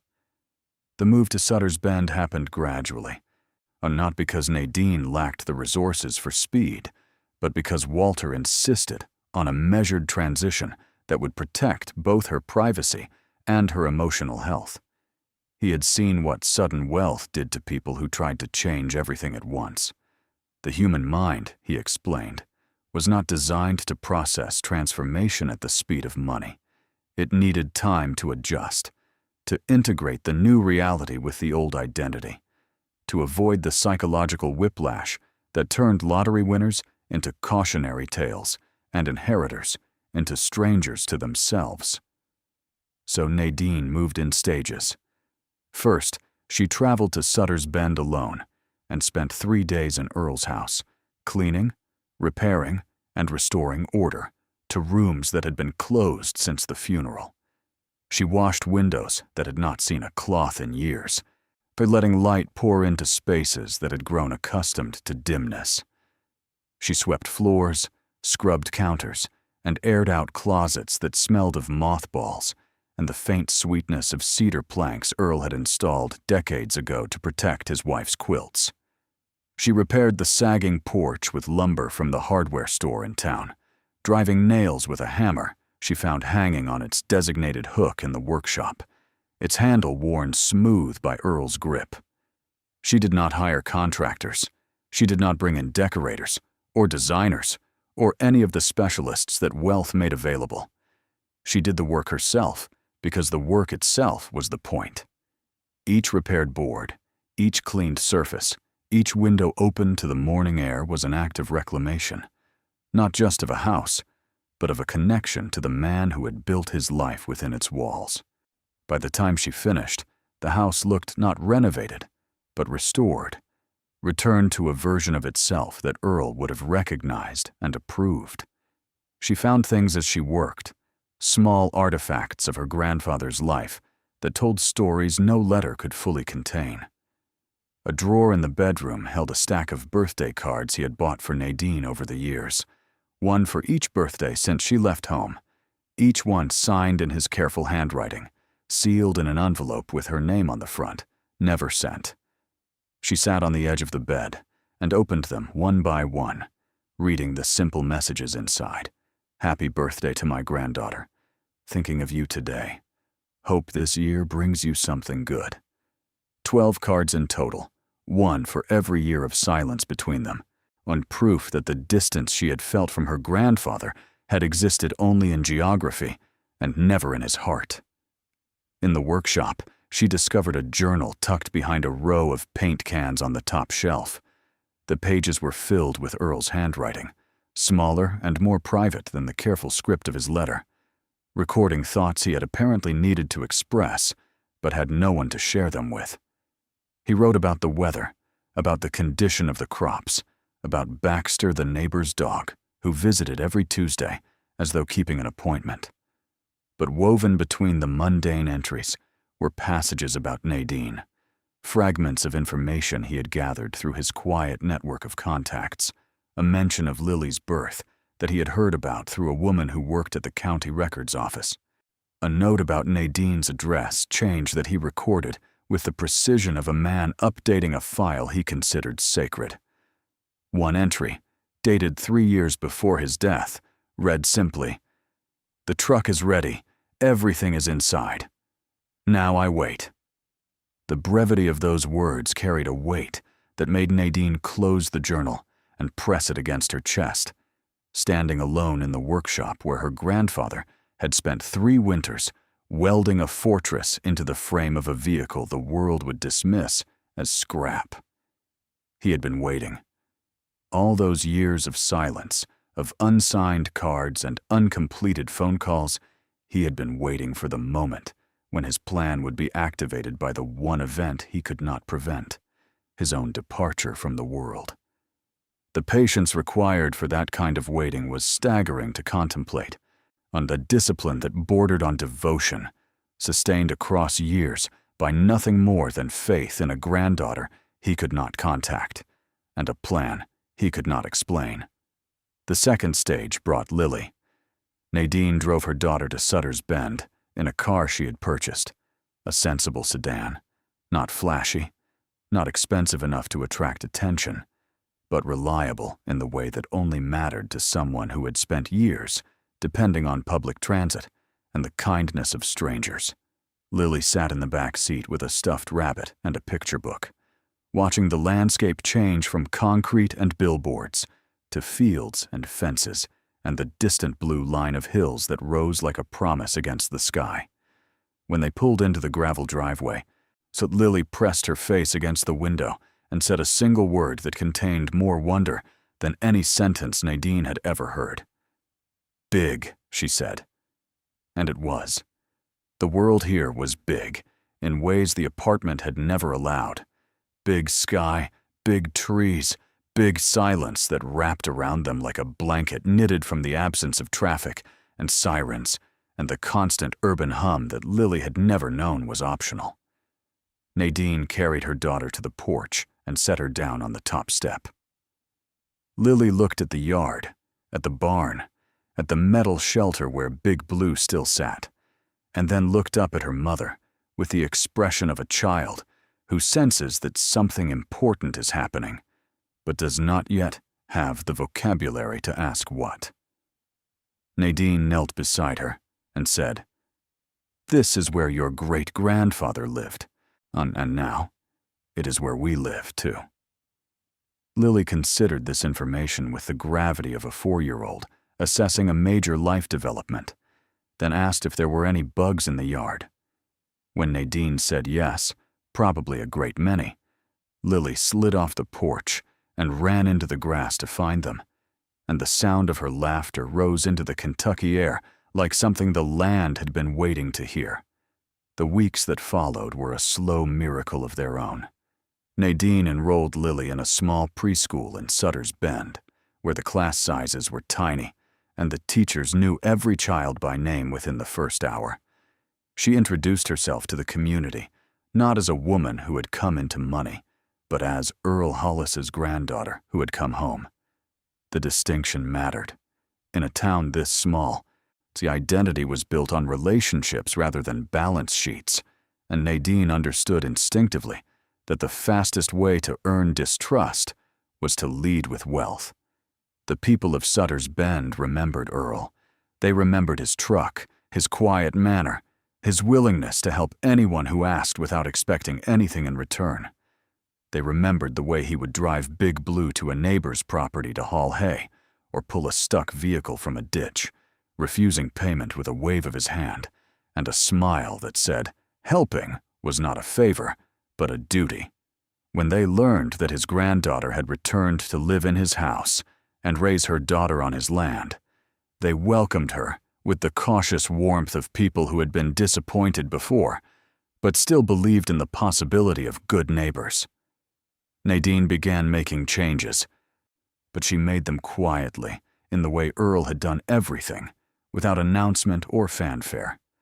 She paid for the resurfacing of the road that connected Sutter's Bend to the county highway, a stretch of crumbling asphalt that had been on the municipal repair list for 7 years without action.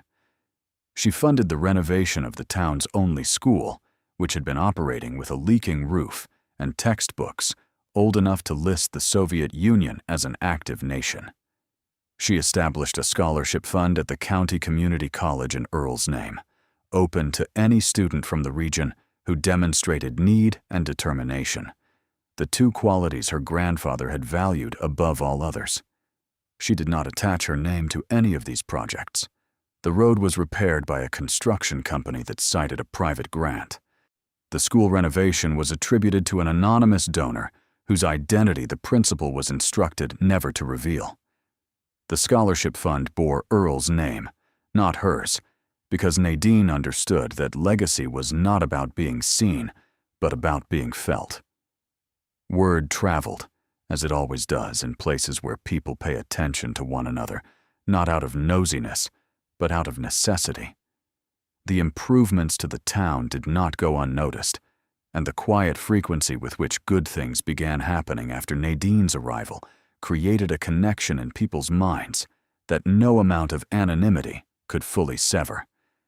They did not confront her about it. They did not ask for confirmation or express gratitude in ways that would have required her to acknowledge what she had done. Instead, the knowledge settled into the fabric of the community, like dye into cloth, coloring every interaction with a warmth that had not existed before. The old post office, which had been threatening to close for 3 years due to insufficient funding, received an unexpected maintenance grant that allowed it to repair its heating system and replace the front steps that had been a hazard since the previous winter. The volunteer fire department, which operated out of a building whose roof leaked so badly they kept buckets beneath the engine during rainstorms, found itself the beneficiary of a complete structural overhaul, funded by a charitable trust whose paperwork listed no individual donor. The town's single medical clinic, staffed by a nurse practitioner who drove 40 minutes each way from a larger town because no physician would commit to a community this small.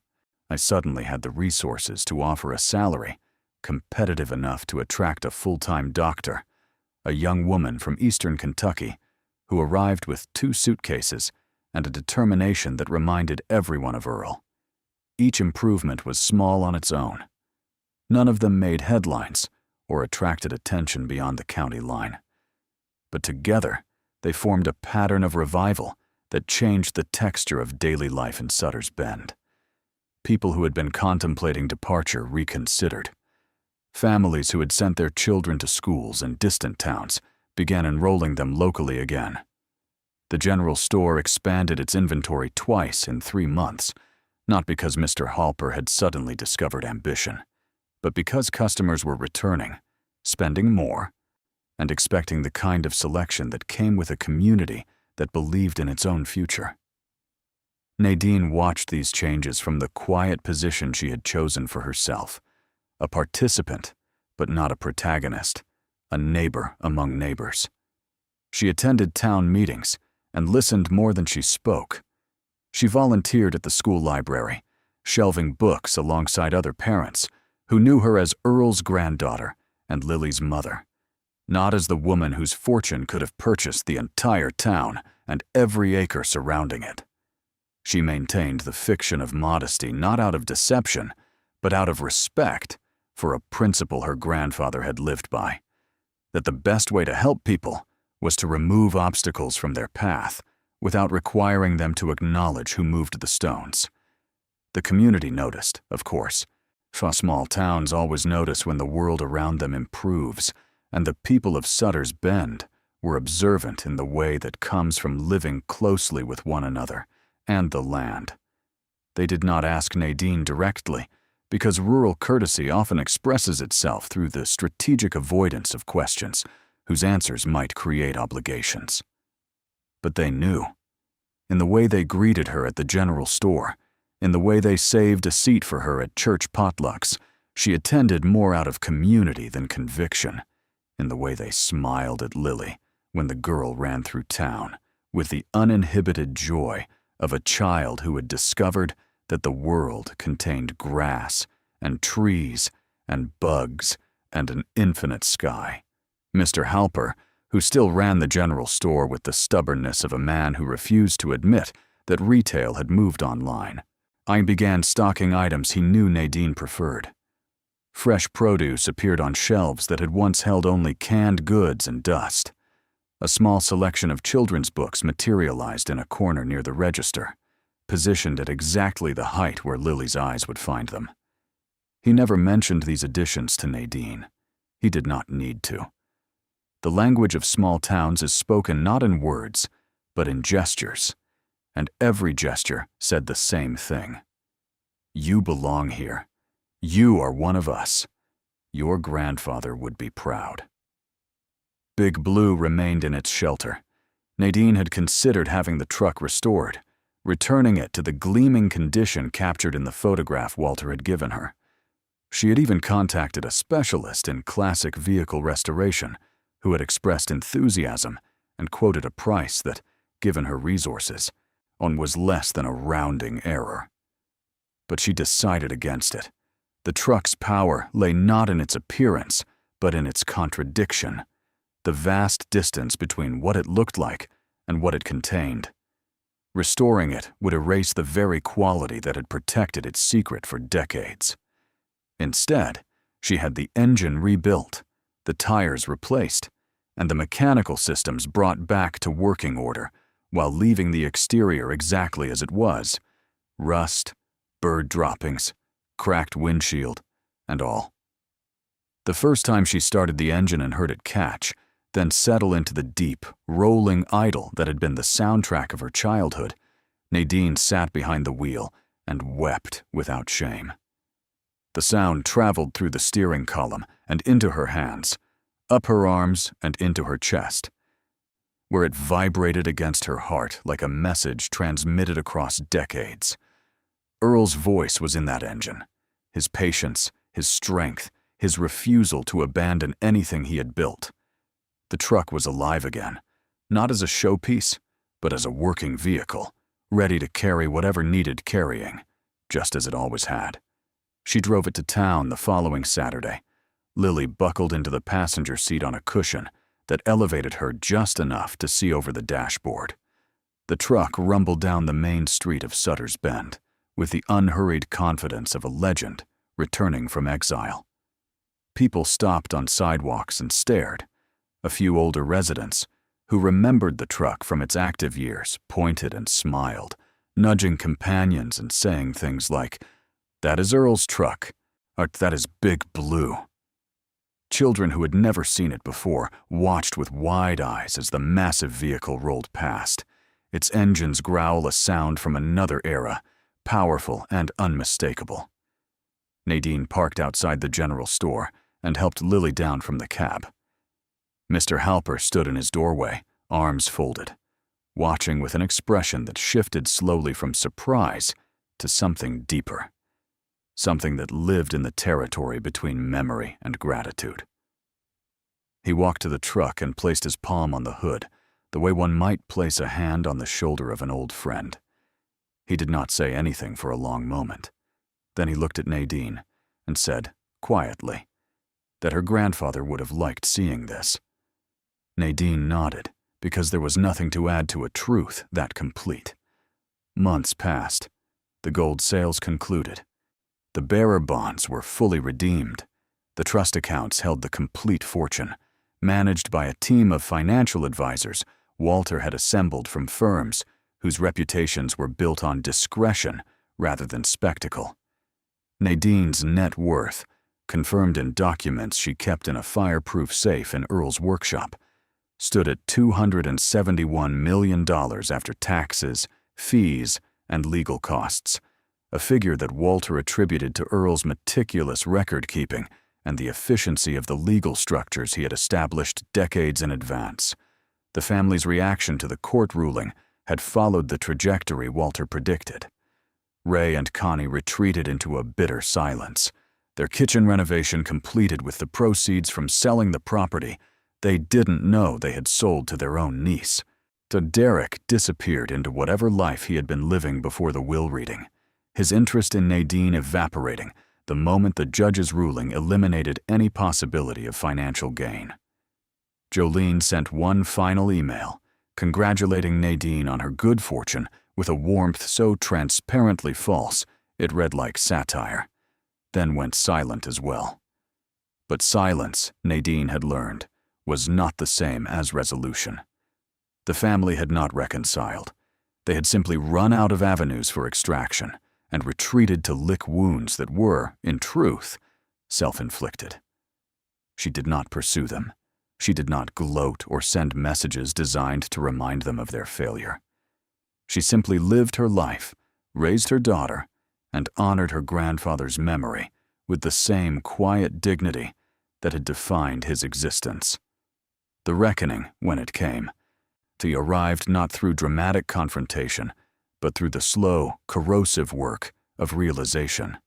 Ray learned about the property sale 6 months after signing the deed, when a business acquaintance mentioned hearing that Earl Hollis's granddaughter was living in the old house on the hill outside Sutter's Bend. The blood drained from Ray's face so completely that the acquaintance later told his wife he thought the man was having a stroke. Ray drove to Sutter's Bend the following day, stood at the edge of the gravel road, and stared at the house he had sold for $150,000, the house that now displayed a repaired porch, clean windows, and a yard where a little girl played in the grass beneath a sky that did not care about deeds or regrets. He did not approach. He did not knock on the door or walk up the drive.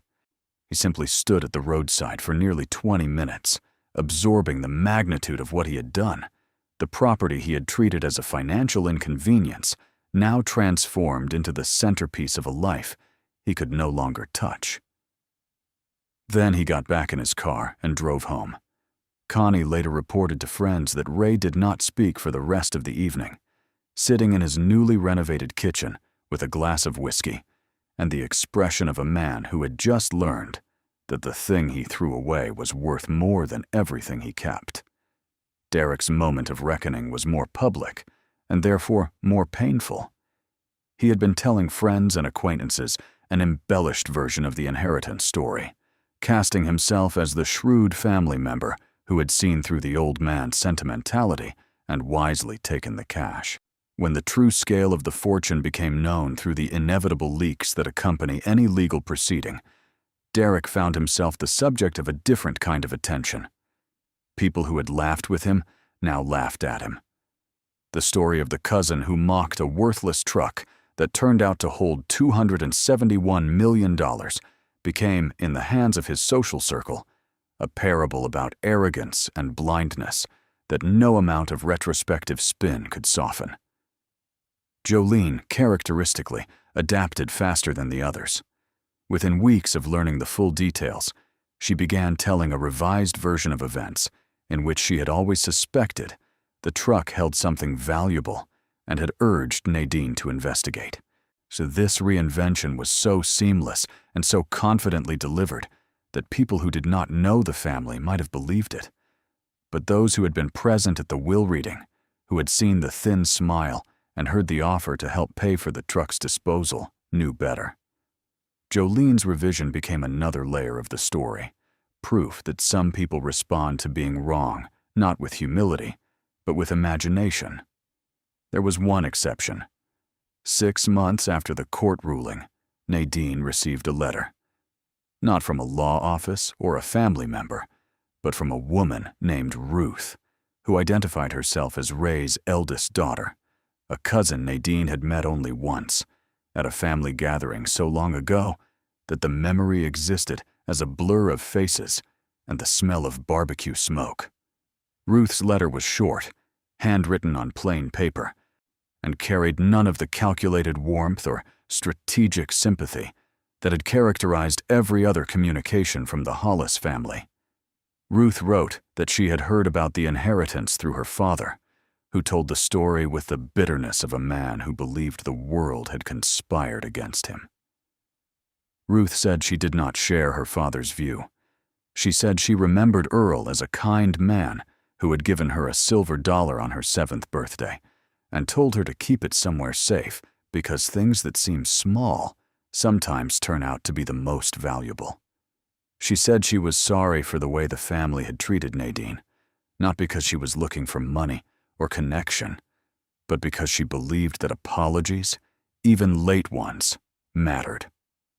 Nadine read the letter 3 times, then wrote a response. She thanked Ruth for her honesty and told her that the door was open if she ever wanted to visit Sutter's Bend. She did not mention the fortune or the trust or the legal battle. She simply extended an invitation, one human being to another, because her grandfather had taught her that generosity was not measured by what you gave, but by who you were willing to give it to. Ruth visited that spring, arriving alone in a car that had seen better years, carrying a small suitcase and the nervous energy of someone stepping into a situation they were not sure they deserved. Nadine met her on the porch with coffee and a plate of the biscuits she had learned to make from a recipe she found in Earl's kitchen drawer, written in his wife's handwriting on a card so old the edges had gone soft as cloth.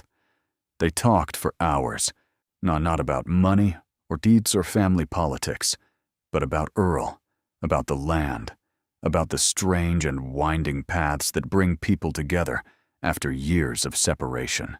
Lily took to Ruth immediately, dragging her by the hand to see the bugs she had cataloged in the yard and the bird's nest she had discovered in the barn's rafters. Ruth laughed with the unpracticed joy of someone who had forgotten what it felt like to be welcomed without conditions. When she left the following day, she hugged Nadine at the car door and said something that stayed with Nadine long after the taillights disappeared down the gravel road. She said, "Earl was right about you." The seasons turned. Summer brought heat that ripened the fields Nadine had begun to cultivate with the help of a local farmer who remembered working alongside Earl decades earlier. Autumn dressed the hills in colors so vivid they looked painted by a hand determined to prove that beauty required no wealth, only attention. Winter came gently, the first snowfall covering Big Blue's shelter, in a white so pure it seemed to sanctify the truck and everything it had carried. Lily grew. She grew the way children grow in places where the sky is visible and the ground is real, with a confidence rooted in the physical world rather than the artificial boundaries of screens and schedules. She started school in Sutter's Bend, walking each morning down a road her great-grandfather had driven thousands of times, past fields he had watched turn from green to gold, and back again, beneath a sky he had studied every evening for signs of weather and wonder. She did not know the details of the fortune. She was too young, and Nadine had decided early that Lily would grow up understanding work, generosity, and the value of things that could not be measured in dollars before she learned the number attached to her inheritance. For now, she knew only that they lived in a house that had belonged to someone who loved them, that the truck in the yard was special in ways she would someday understand, and that her mother, who had once looked tired all the time, now smiled with a frequency that seemed to increase with every passing day. Nadine stood on the porch one evening in late autumn, watching the sun descend behind the hills with the same unhurried grace it had shown every evening since before humans existed to watch it. The air smelled of wood smoke and the last cut of hay from a neighbor's field.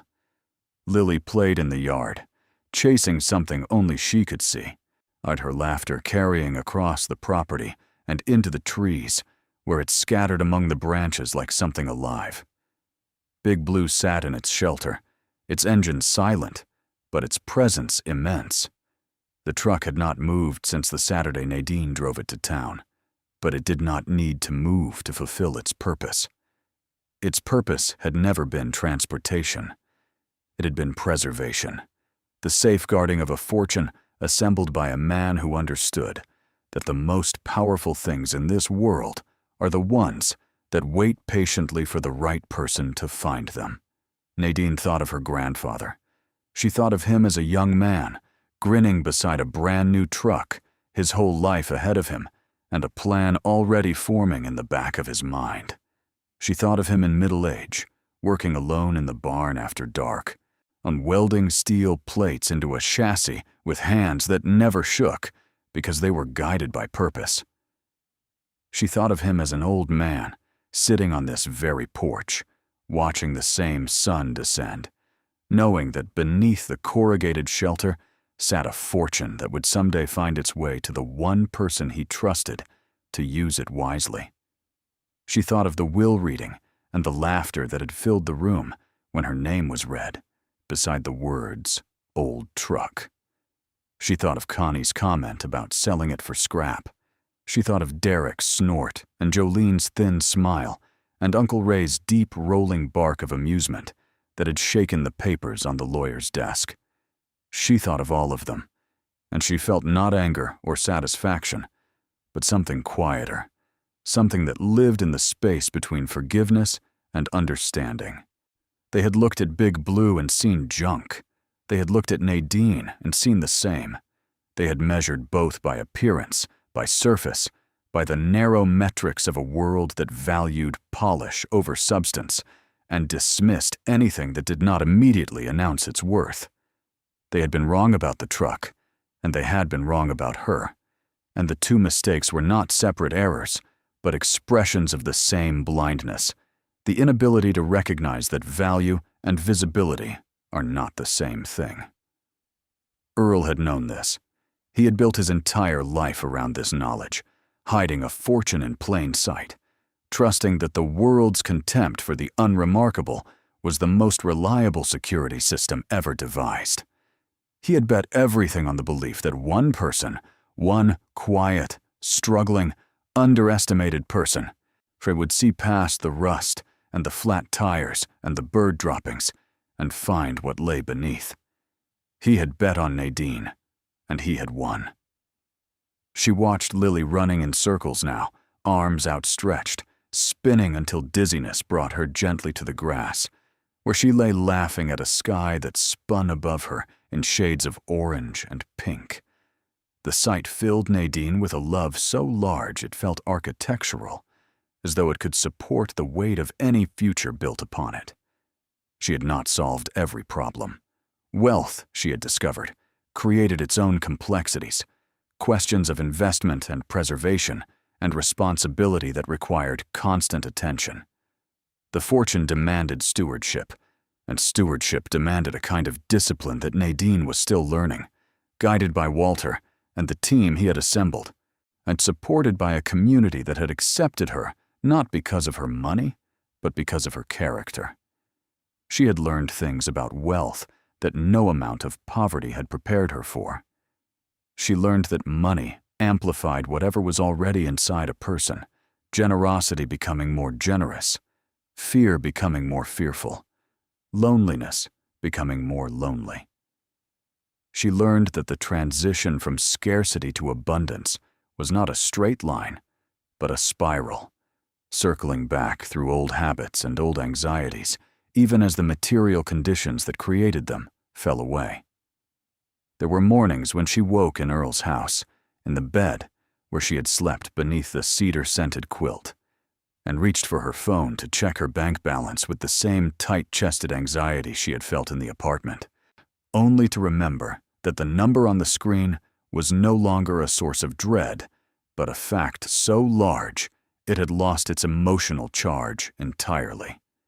She learned that the hardest part of having money was not spending it, or protecting it, or even giving it away, but the internal recalibration required to believe that she deserved it.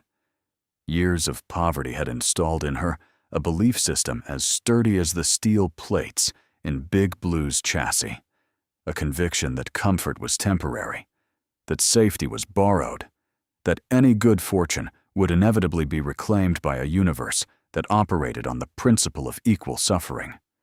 Dismantling that belief system required the same patience and persistence that Earl had applied to every project he undertook, and Nadine approached it the same way, one weld at a time, one repaired board at a time, and one morning at a time. Walter helped, not just as a lawyer, but as a link to her grandfather's wisdom. He shared stories from their decades of friendship, stories that revealed Earl as a man who had struggled with his own version of the same doubt.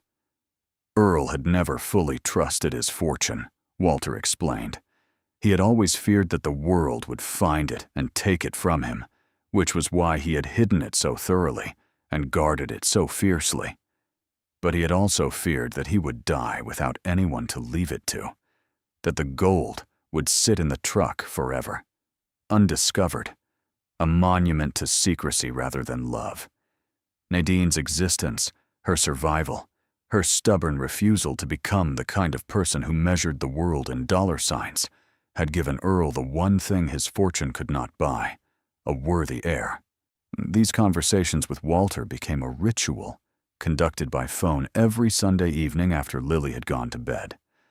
They talked about Earl, about the property, about the town, about the slow and sometimes bewildering process of building a life that honored both the past and the future. Walter never treated Nadine as a client or a project. He treated her as the granddaughter of his closest friend, which in his world carried obligations that no hourly rate could capture. One Sunday, near the anniversary of Earl's death, Walter told Nadine something that he said Earl had asked him to share only when the time was right. Earl had considered, years before his death, reaching out to Nadine directly. He had written a letter that he intended to mail, inviting her to visit Sutter's Bend with Lily, offering to help with expenses, wanting to meet his great-granddaughter before time ran out. But he never sent it, not because he lost courage, but because he realized that contact would create a connection visible to the family, and visibility was the enemy of the plan he had spent decades constructing. If Ray or Connie or anyone else suspected that Earl had a relationship with Nadine, they would scrutinize the will more carefully, challenge the truck bequest preemptively, or worse, begin searching the property for anything of value while Earl was still alive and unable to stop them. So Earl chose silence. He chose the long game, the patient strategy, the bet on a future he would not live to see. He chose to love his granddaughter from a distance rather than risk destroying the one gift he could give her. And the sacrifice in that choice was invisible to everyone except Walter, who had watched his friend carry it for years without complaint, sustained by the same stubbornness that had kept him working the coal roads when every rational person told him to quit. Nadine listened to this story on the porch, the phone pressed to her ear, tears tracking silently down her cheeks as the evening sky shifted through colors that had no names. She did not speak for a long time after Walter finished. The silence between them was full, not empty, charged with the weight of a love so disciplined it had chosen its own erasure to protect its purpose. When she finally spoke, she said only 2 words: "Thank you." Walter understood that she was not thanking him, but the fundamental equation of her life had been rewritten. The gap between fear and safety, The distance she had spent her entire adult life navigating no longer existed. In its place was something vast and open, a field of possibility that stretched to a horizon she could not yet see, but no longer feared. Lily would go to school. Lily would go to college. Lily would have choices, real choices, the kind that come not from privilege, but from the absence of desperation.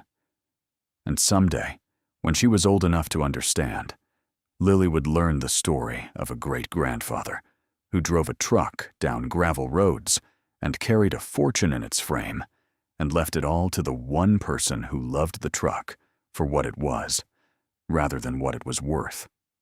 Nadine reached into her pocket and felt the photograph there, its edges softened by weeks of carrying. She pulled it out and held it up against the fading light, comparing the young man's grin with the landscape before her. The same hills, the same sky, the same land that had witnessed the entire arc of a family's story. From a man buying a truck with cash earned from hauling timber to a woman discovering a fortune hidden beneath decades of deliberate neglect. She thought of Earl's words in the letter, the ones that had started everything. She was the best thing I ever built. I trust Nadine to understand her worth. She understood now that the sentence worked in both directions. He was talking about the truck, yes, but he was also talking about the life he had assembled inside it, the proof that patience and love and stubborn, unshakable faith in another person could produce something worth more than gold. Because the gold would be spent. The bonds would be redeemed. The money would flow outward into the world, funding scholarships and schools and roads and the 100 small acts of generosity that Nadine performed without attaching her name. All of it would move, would circulate, would eventually become part of a larger economy that neither remembered nor cared where it came from. But the truck would remain. Big Blue would sit in its shelter on a piece of Kentucky land that had passed from one generation of Hollis hands to the next, carrying nothing now except the memory of what it had held and the story of the woman who found it. It would rust further. It would settle deeper into the ground.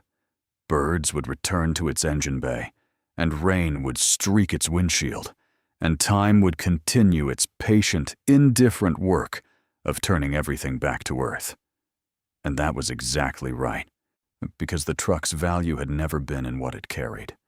It had been in what it represented. A man's love for his granddaughter.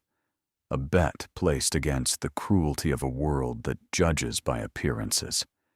A secret kept not out of greed, but out of the most profound kind of generosity. The kind that waits and waits and waits until the person it was meant for is finally ready to receive it. Nadine slipped the photograph back into her pocket and stepped off the porch. She walked across the yard to where Lily lay in the grass, still giggling at the sky. She lowered herself beside her daughter, feeling the cool earth press against her back and the last warmth of the sun press against her face, and she looked up. The sky was enormous. It held everything. Stars were beginning to appear, faint at first, then brighter, scattered across the darkening dome like promises made by someone who intended to keep everyone. Lily reached for her mother's hand, and Nadine took it, feeling the small fingers wrap around hers, with a trust so complete it made the $271 million in her accounts feel like pocket change.